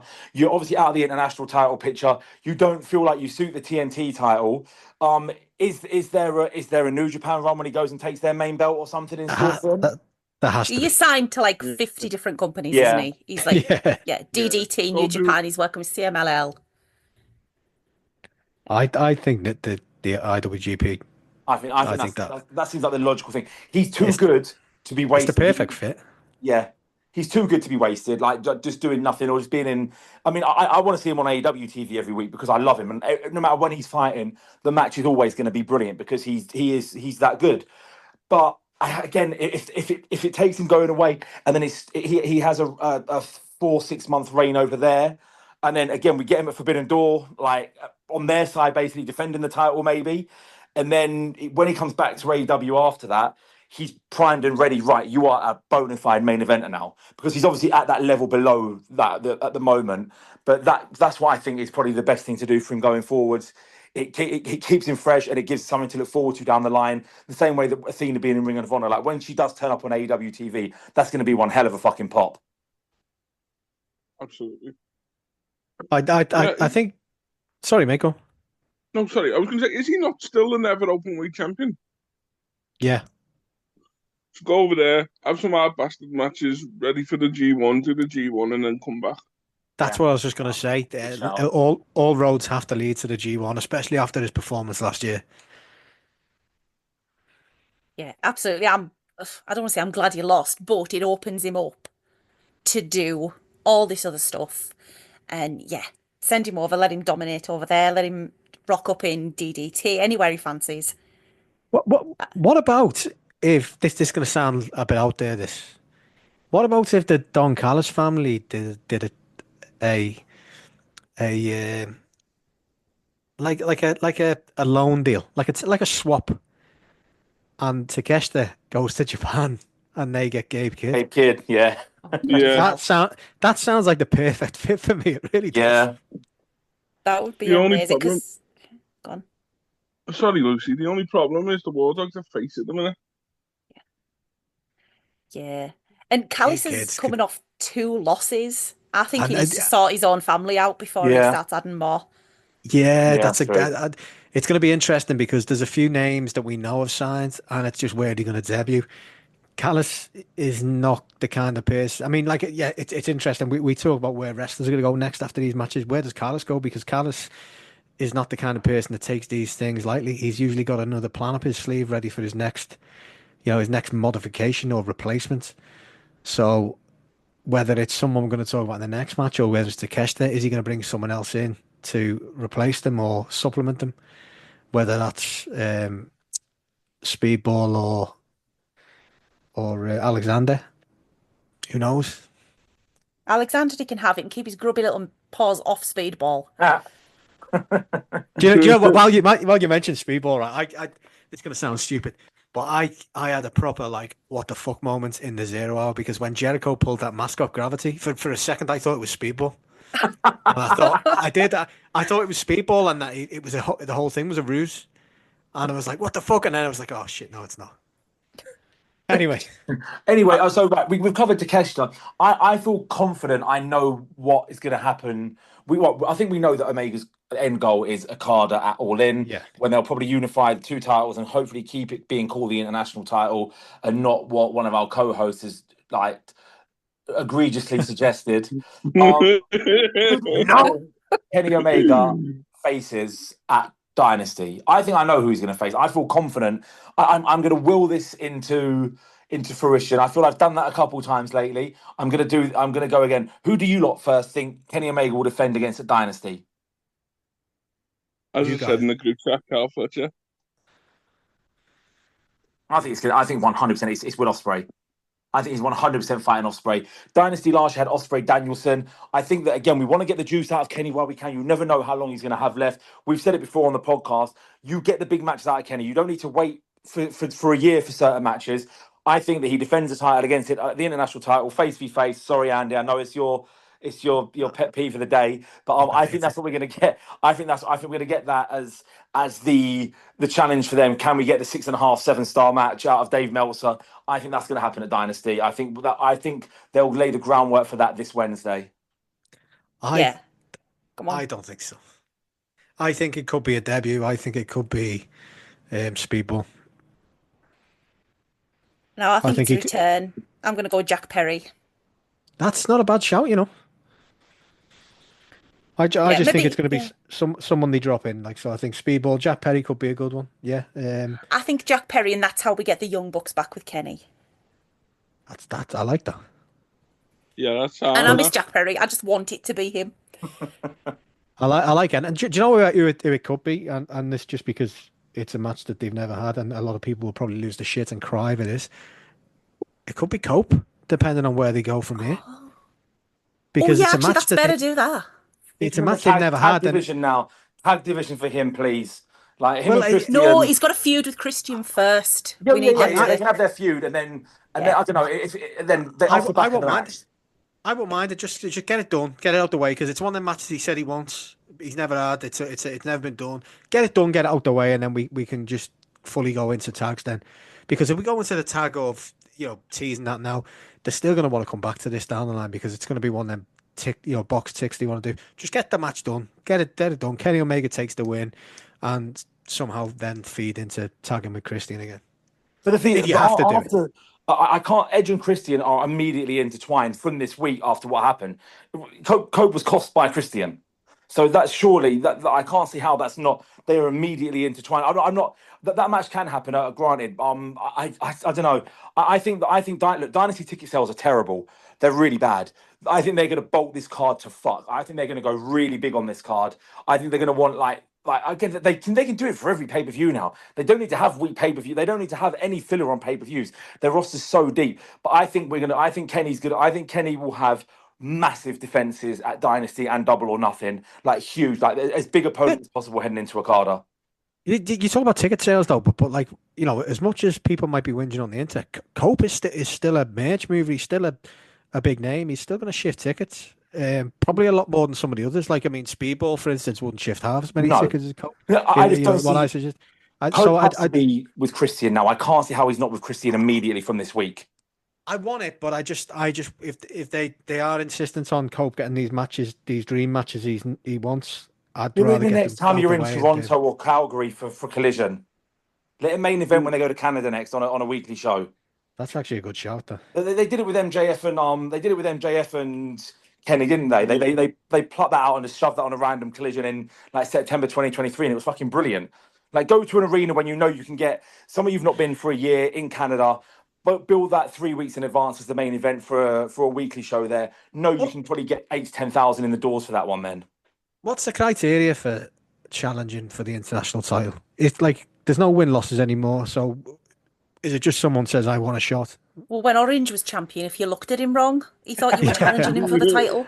He looked at him, he just went, "Yeah, all right, go on." Go on, Yeah, like because I'm just thinking like some guys have come off losses here, and we've talked about the fact that we don't know where they're going to go. One of them could, realistically, have a 1 month Kenny feud and match. Maybe Ricochet, Kenny Omega.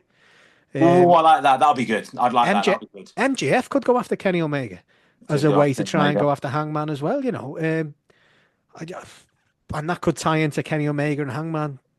Maybe kind of, making up and getting past their issues. I mean, there's a lot you could do with this match if you don't just want to go out and get a good match, a good stopgap match. You could actually do a lot in a month in terms of, some nice threaded storylines with this. Is it when you look at the card last night? It really felt like it was like one. They closed a lot of chapters last night, so this Wednesday is going to be really interesting to see. Like literally all barring the world title now, every other title, like you don't know. There's no idea. But the TNT title, you see who's in that picture. To be fair, international title, TBS title, women's title, continental title for whatever the fuck that's worth. The tag titles, I suppose you got the Murder Machines, trios titles if they even exist. A lot of them, they have new directions coming at us this week, which is quite an exciting thing. To be fair, it's interesting that you say about the tag titles. You think it's just going to be the Murder Machines?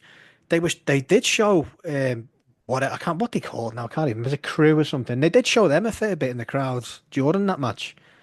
So unless they're going to go after the Outrunners, maybe they want a shot at the Hurt Syndicate next. I mean, that would just be brutal watching them launch them around the ring. To be fair, but again, that's a TV match, innit? I don't see it being more than that. I don't think that's. They need to give the Hurt Syndicate need a big pay-per-view match after yesterday. They should have a real. If they're fighting the Outrunners and then they're fighting crew on successive pay-per-views, it doesn't feel that that's really giving the tag division a shot and an injection like that it needs. I think we need a bigger match than that. If I'm being honest, for pay-per-view. I don't think the Murder Machines is going to be that good though. I don't think it'll be that good either. Lance Archer can't move as well as he used to. He's very slow. Brian Cage is phenomenal. If you had two Brian Cages, I'd be yeah. But Lance Archer's struggles a bit these days to move like he used to, and I'm not sure that'd be a good match either. I don't know who else there is unless the Bucks come back on Wednesday and change the game again. I think it's got to be the Hounds of Hell, hasn't it? They're the only ones that really stick out, unless you want to send two of the Ops or something, but. The good ones. I think it's got to be Brody and Buddy. Send two of the Ops, the good ones. But Shibata and Joe. I see them. I mean, I think the trios division. It feels that there's a lot of teams simmering around the trios division, which is good. But they need to get them off the Death Riders and actually have people want those titles badly now. That needs to happen urgently. But with let's just say, I think the journey for, and I wouldn't be unhappy with this, is that, look, yeah, you're right. Look, I mean, if they're fighting Cage and Archer at the next pay-per-view, which I think there's a chance it will happen, their combined age of those four together is 187. So it probably won't be the most athletic match, but again, if you play these meat matches right, it can be a lot of fun. It can just be 9 minutes of a slugfest. It can just be a lot of it can be fun. Then you move on. You can have FTR at Double or Nothing. It's a high profile sounding match that can be the start of FTR turning heel, hopefully, and then you go to the Hounds of Hell for the big match for the big pay-per-view, and that's potentially where the Hurt Syndicate can lose the tag titles. That's what I think sounds like a safe and probably a relatively entertaining course of action, because the Bucks coming back is, again, I don't think they'll go straight back into that division, into going for the tag titles. I mean, obviously they'll be in the tag division, but I don't see them going straight after the tag titles just yet. So I don't know. I wouldn't be unhappy if that happened, but again, unless they're going to actually launch Lio Rush and Andrade into the ceiling of the arena, I don't really want that match on pay-per-view. But then I don't really want them against Murder Machines on pay-per-view. So it was just strange the way they were shown quite prominently, unless they're going to come out on Dynamite and start the run that way, and that's all it was. Maybe they're going to have to have the Outrunners and squash the Outrunners to bury them even further before they manage this, knock a few training montages out and start to build themselves up again. That'd actually be quite good. Yeah. That'd be a good start for the crew and another step in the Outrunners progression. But anyway, I don't even know why we're talking about tags. Kenny Omega, yeah, could be anybody. Should we go on to the next match because this is a fucking insane. This was like, I mean, I didn't think when I watched Mariah May Toni Storm, I thought that's gonna be my match of the year, and then this match happened 2 hours later, and I'm like, fucking hell, this was. I never thought I'd see a cage match better than the one at All Out 2021. I can now safely say I believe I've seen a better cage match. Will Ospreay, Carl Fletcher was the greatest cage match I've ever seen. This was everything. It wasn't just the high flying moves or anything. It was the drama of it, the storytelling, the end when Fletcher was on the floor screaming at him. This was fucking brilliant. I completely agree, and I think it's the best cage match I've ever seen. I would hate to be a professional wrestler having to go out and do a cage match anytime soon. Yeah. like tonight on Monday.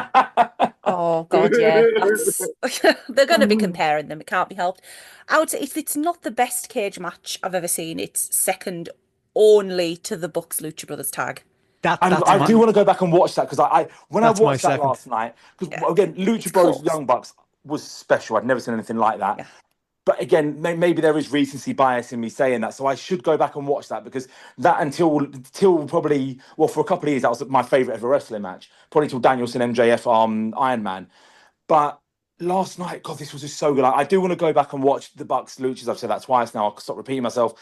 But last night was just fantastic. Like it exceeded my expectations, and my expectations were really high for this. Oh God, everybody's were through the roof, weren't they? Were any of you guys covering your faces when they were on the cage at the end? Yes, I was watching because I was. Yeah. Oh God, I was like, "What are they doing?" No, I was like, "No, get down, get down." I was watching it from behind a strawberry-shaped squishmallow. I've got a comfort strawberry that I have with me for every match, and then I don't look until my husband's told me they're both alive. I'm not my eyes. I'm not looking. I thought they were my kids for a minute. I was like, get down, get down, get down. We knew they were going to go up there at some point. As to the anxiety of it, they are going to do something today that 98.4% of people would die trying. And we knew they were going to do something from the top of that cage. It was inevitable. But it was just, it was so good. I'm really looking forward to watching this match back again because it was, when the person who loses is massively elevated. Everyone has done their job to perfection. Another shout out, Will Ospreay's bang bang, his Cactus Jack bit was so fucking brilliant. I love that. Beautiful. The grin on his face through all the blood, his white teeth from turkey shining through as he stares and smiles. It was it was great. It was another match that a word I hate using is the only way to describe it. It was fucking cinema. Honestly. Like, if you haven't seen that match, you've got to watch this match. Do you know before? Oh, yeah, it was gorgeous. Before AEW signed Will Ospreay, you got all the dickheads out there going, "You should go to NXT to learn American TV." I'm sorry, but there's very few wrestlers who've been in TV for years who seem to be able to work the camera as well as Will Ospreay. Yeah. Every time he had a few issues early on where he was looking the wrong, but now I'm sorry, every time he's looking directly at. He looks like he's looking right into our fucking souls when he's talking to us half the time. And that bang bang was fucking perfection. Oh, it was so good. He knows how to make moments, and he knows how to make thumbnails. You can stop his matches at any moment. He looks like a superhero. And it was his first cage match. He had that one against Bullet Club with the bars around, but they were just little ones. And he sold that from the beginning when he went for the springboard. Like the handspring. Yes. And he rattled off the side of the cage. He was like a caged bird, Yeah, that was great. That was beautiful. Yeah. It was. There was so many moments in that match. It was phenomenal. You're just in constant awe of how these guys managed to do it. And like, yeah, we'll all kind of wax lyrical about Will Ospreay because he probably, well, I don't know. You ask me tomorrow, I'll say it's Kenny Omega. You ask me today, I'll say Will Ospreay. Bryan Danielson comes back next week. I'll say it's him, and then I'll change my mind an hour later. It's the mix of the top 4 or 5. Will Ospreay's in that mix. He really is. And as much as we'll wax lyrical about him, Kyle Fletcher is not far behind. The guy is amazing. No, I don't think I've ever seen a rise as big and as impactful as he has had in the last 8 months. I was very skeptical of it at first. I thought this feels like he's 25, 26. He's just turned 26. I was very skeptical in his style. I'm like, this guy is really good. And maybe it was a bit of a heart, my playing on my heartstrings. I was like, Paul Mark Davis, what are they going to do with him if they push him so early? He's 26. They can push him when he's 29. Let the tag division needs a good tag team, but this has been the right call.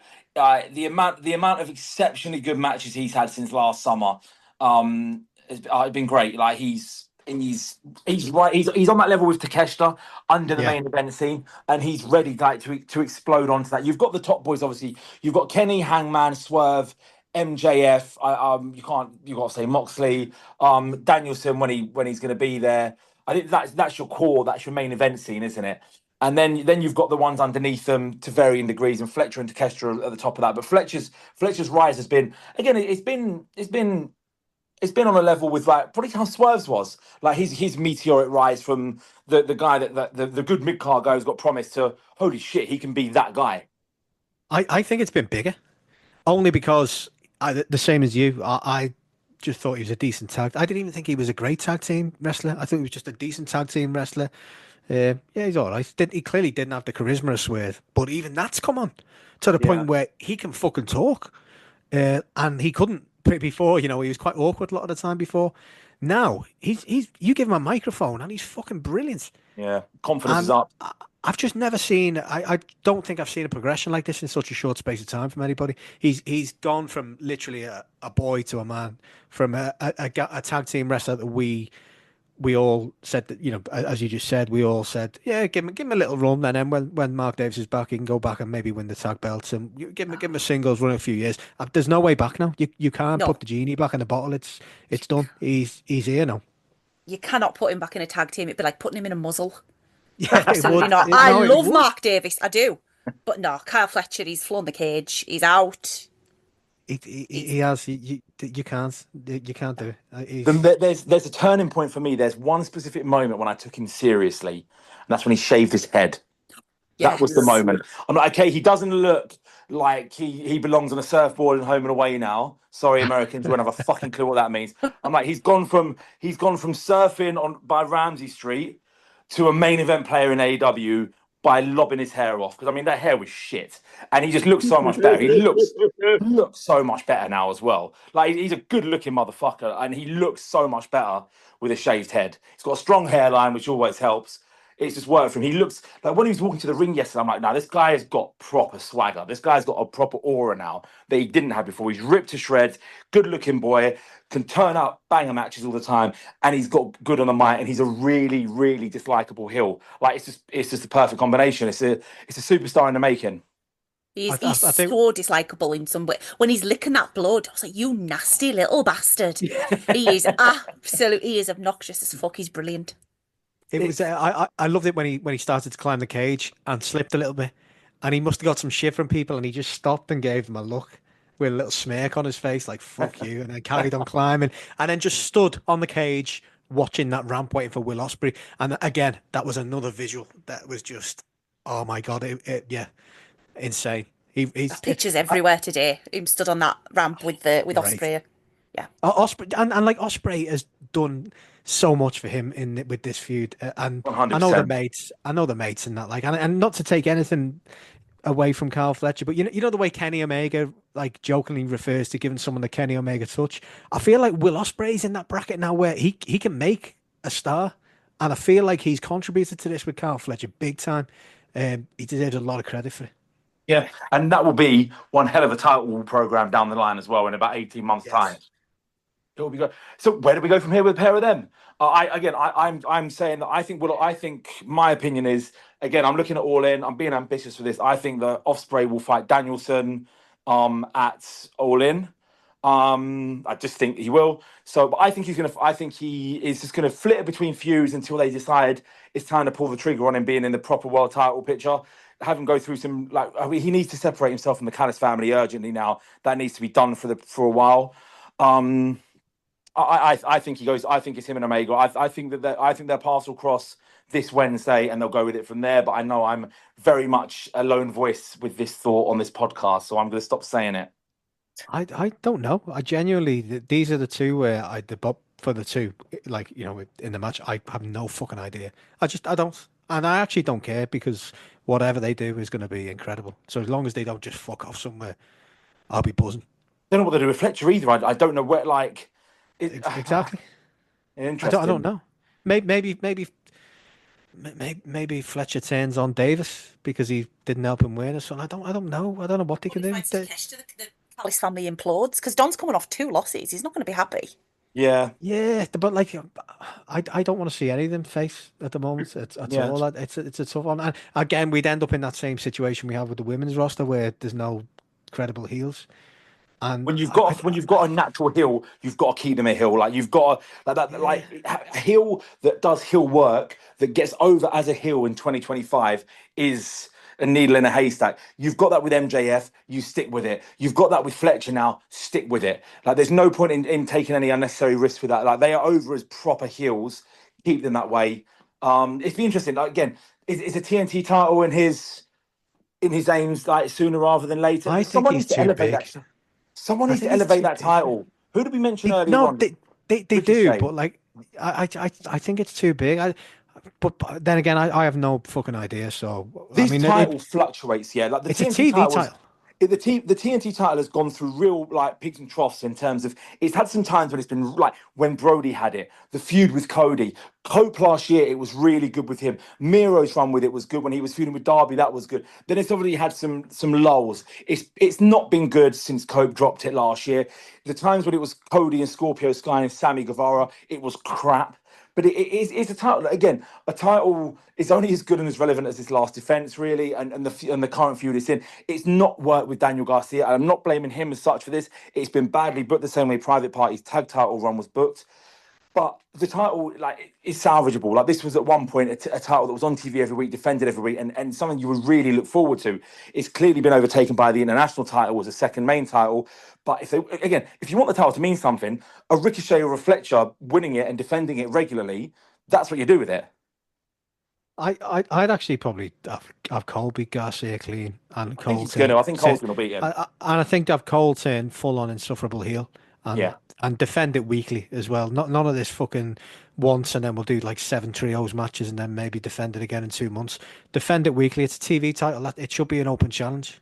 I agree. Cole's the way to go, and definitely heel Cole. Absolutely.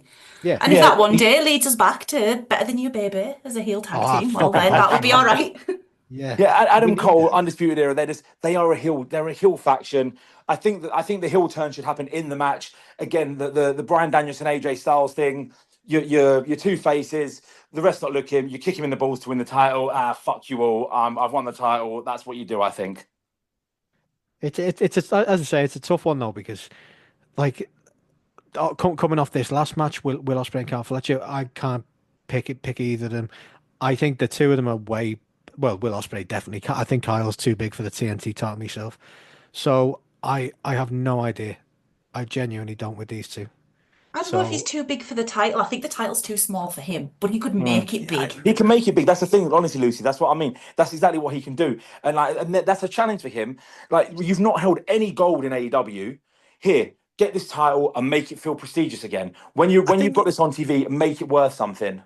I think you have to manage the title though as that. Not necessarily an entry title, but as the TV title, because ultimately, if you don't, you end up in the same situation we have in the women's division, where the TBS title is quite often at times, felt of as a lot bigger than the women's title and more important than the women's title, and that essentially just gives you 2 world titles, and that's bad for developing feuds and future plans. That's a problem with the fact that Mercedes is just huge, and it was the natural story coming in. I just don't want to see them make that mistake with the TNT title. I would rather that be the kind of belt that anyone can challenge for. You could have like Daniel Garcia as he's got a Jack Perry having it that kind of level. I feel like Kyle Fletcher's surpassed the both of them. And I feel like he's bigger than the both of them. And I feel like Adam Cole right now would be the perfect redemption for Adam Cole, because he's fallen off a bit since his injury. See how he can run with this. There's been signs he's been getting back to some kind of form the last couple. It did take him a while. I'd imagine his confidence was shot as well. Like, you read people obliterating you online who've got no right to be speaking on your fucking physique and do all the other stuff. I reckon his confidence was low. It wasn't. He knew he wasn't having a good run of matches. He knew that he'd come back, and there was a lot of people that had overtaken him in the pecking order. He's broken up with his long-term partner. That's in the public eye. People, arseholes, are making awful insinuations. about like he's been cheated on, which is humiliating, especially when it's not even true. Like he must have been in a pretty low place. So I think recently we started to see more out of him, and I want to see more out of him. I'd like to see that redemption arc. Seems like a really nice guy. Same, 100%. I think let him run with it and let's see what he can do with it. Give him a couple of months. I think he can do it. He's a fantastic heel. He's good on the mic. He's got one of them. He can tell. You know, he can say things with his facial expression really well. He's got that evil bastard look, and I think he could elevate it. I think he could take it back to that level it needs to be. Not too high, but just there. Do you think that's a main event on Dynamite title change in the next couple of weeks, or do you think they save that for Dynasty? It's the TV title, so for me, main event on Dynamite, especially advertise it in advance. Main events on Dynamite. Yeah. Sorry, was you going to say something there, Lucy? No, I was just going to agree with you. Yeah, absolutely. Have it be a TV title. Have it defended on TV regularly, either in an open challenge or however you want to do it. And yeah, change it. Have it. But it also gets people believing that the titles can change on Dynamite. Yeah, it's been a while, hasn't it? Yeah. I do miss that. Joe, what, actually, before we do move on to this last match, Will Ospreay, what if Don Callis does bring in Josh Alexander? Because they've had a good match before in the past when he was when Will Ospreay was wrestling for TNA before he signed for AEW. They've got chemistry. That could actually be a good mini feud. That. Yeah. I mean, I don't suppose you'd want to bring Alexander in and have him lose straight away, which he'd have to in that sense. That's what I was going to say. Do you want him to lose his first big feud in, especially if he's being brought in by Callis, who needs a winner now?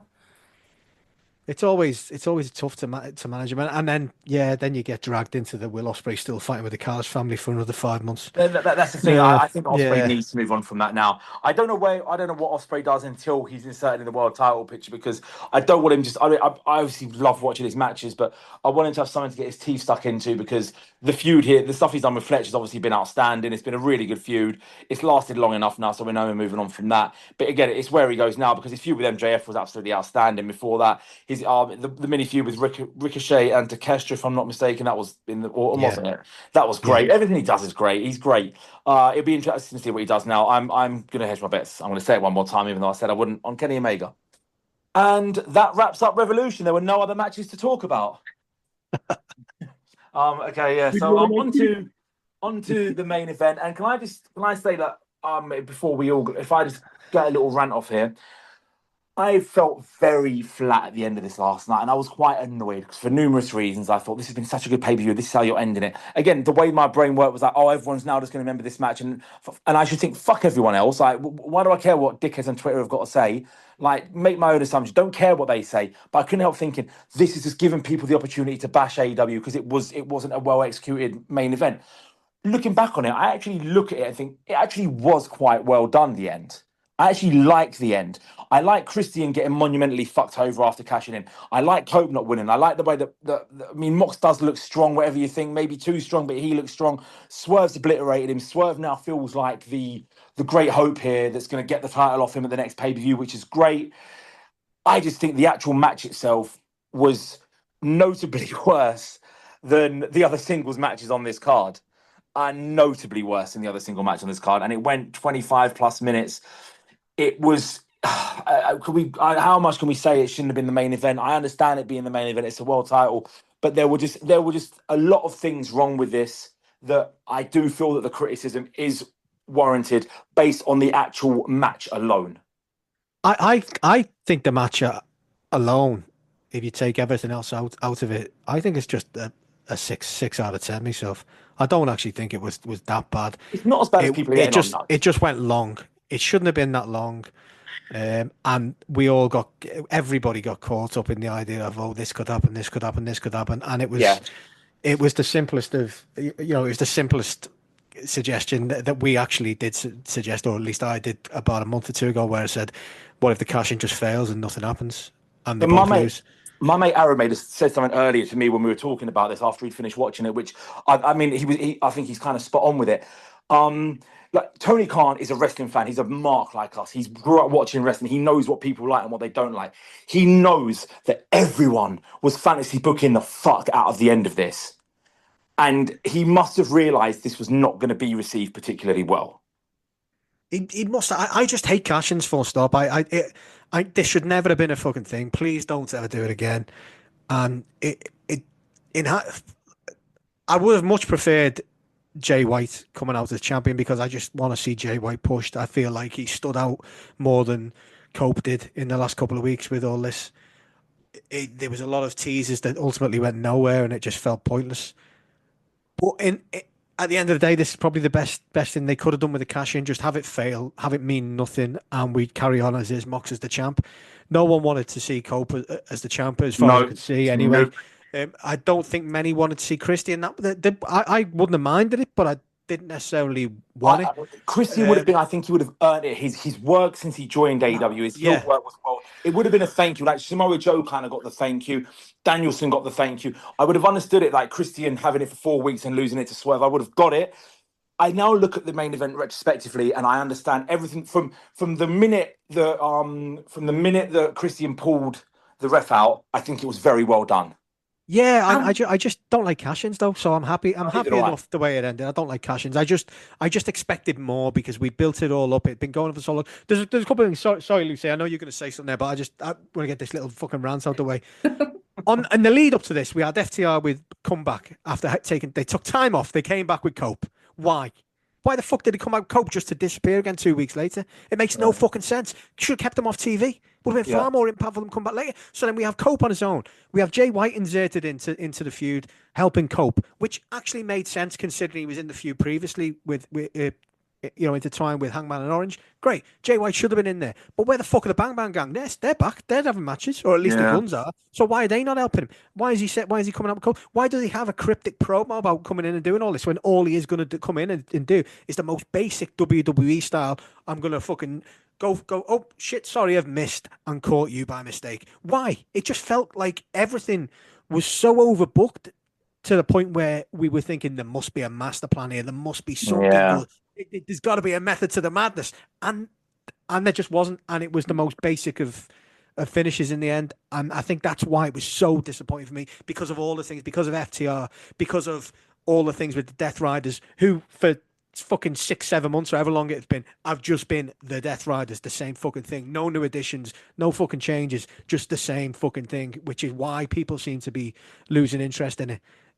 Just add a new member. Imagine if the NWO just was Hogan, Nash and Hall for 7 fucking months and all that happened was that Hogan just won matches every pay-per-view and nothing else happened. Or actually, you could give Nash and Hall the tag titles and they never defended them. In fact, we never even seen them. And we never seen the world title. The world title was locked away in a fucking briefcase somewhere. It's just, it's needed a shot every week. We've said this. It's still got potential if it has a shot. And they just have done nothing. Just one turn would have worked. We were booking the turns for Full Gear.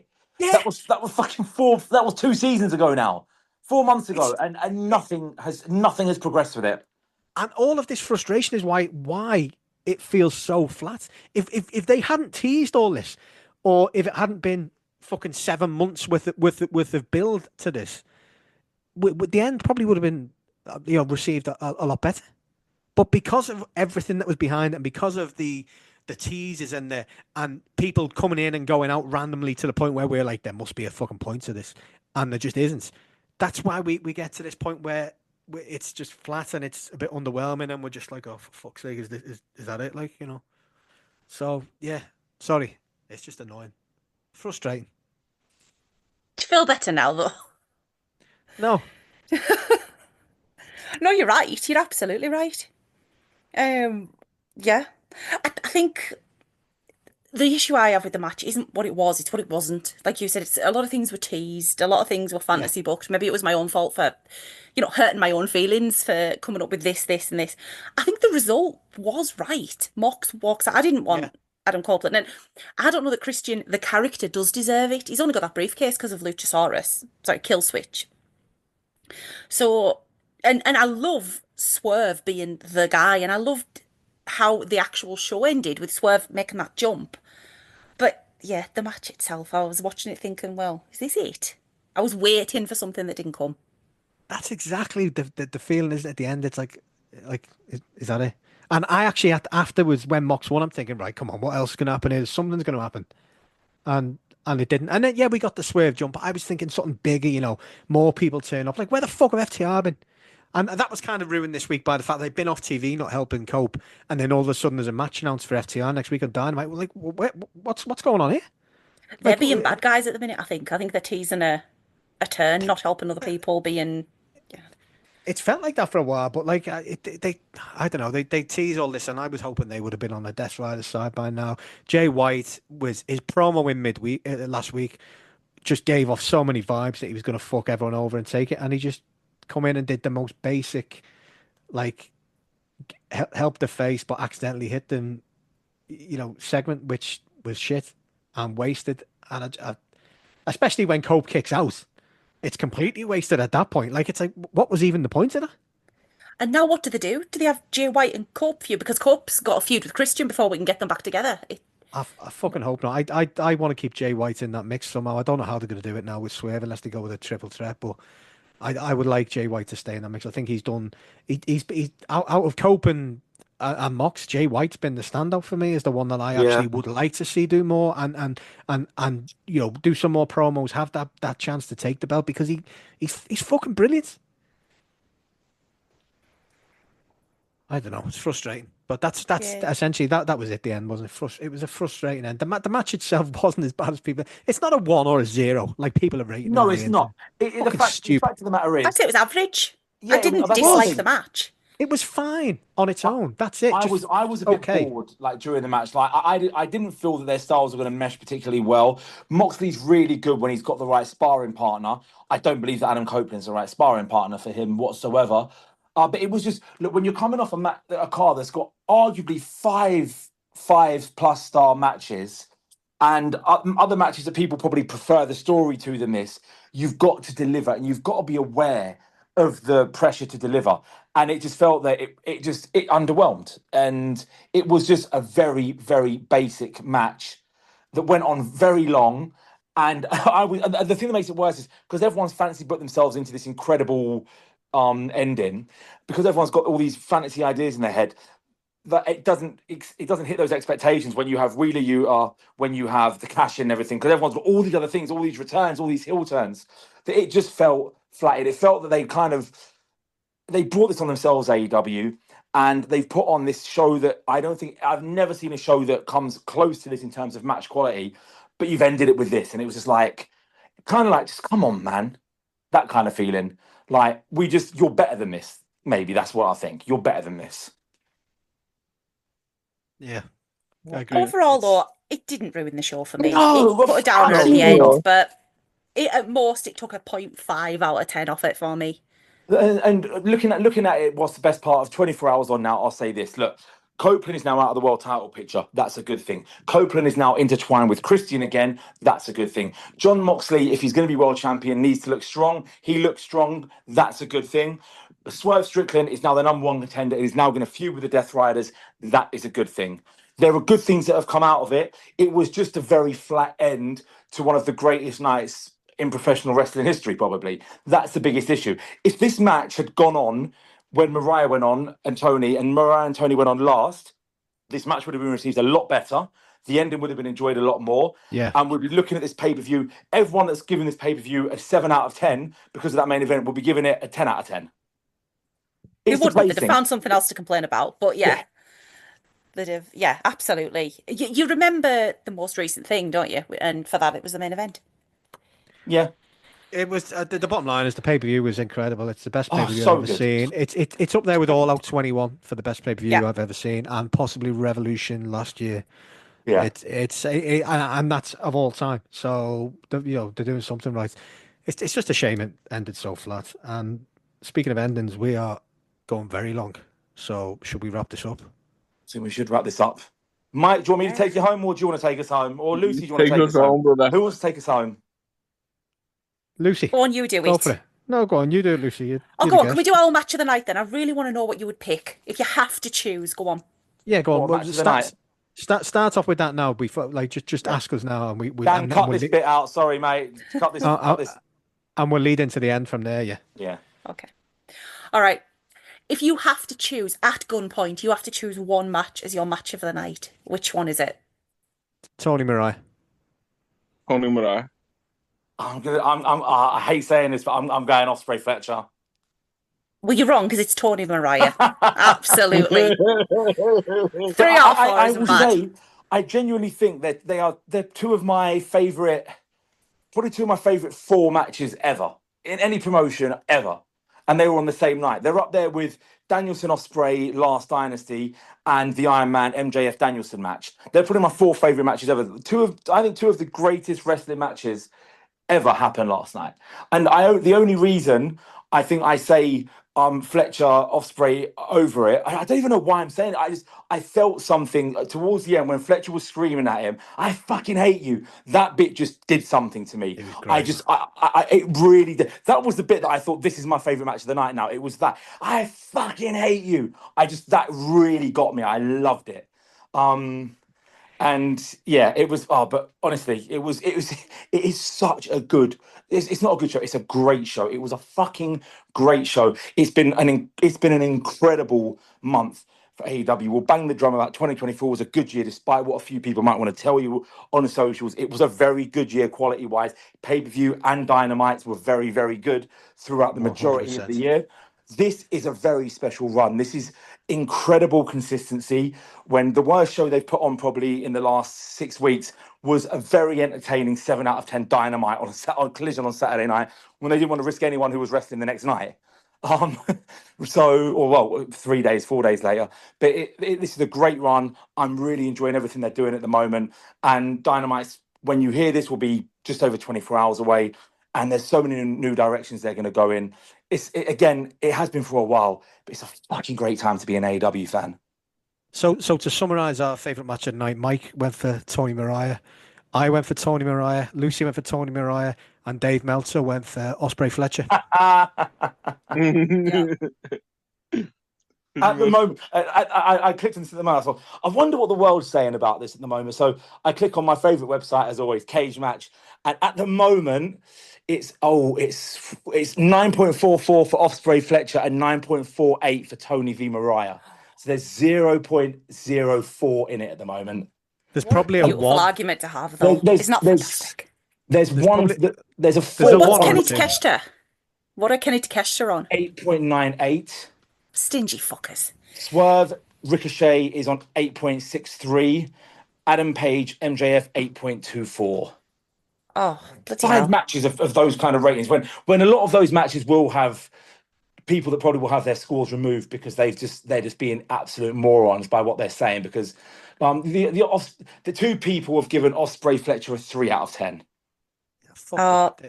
They don't. Was that fuck them. two And of not me in, just to put it below the other match for when I said this right now? Yeah. So was that the fucking Miz? Was that the Miz and fucking CM Punk? Anyway, I've got to go. Fuck those guys, and not in the good way. Yeah, I've got to go and look after a sick dog. So give him all the fuss. Well, I hope your dog is. We hope we get the best news for your dog very soon, dude. And I'm sure all our listeners will echo that sentiment. Yes, thank you. Definitely. So yeah, and hopefully I'll see you in Liverpool with Group Chat Wrestling Podcast bracelets. Amazing. I'm making quality to give out. Yeah. Everyone have a great week. Enjoy Dynamite on Wednesday. Enjoy Collision on Saturday. Enjoy whatever the fuck else you're doing. Have a good week, and we will speak to you soon. Bye. Bye.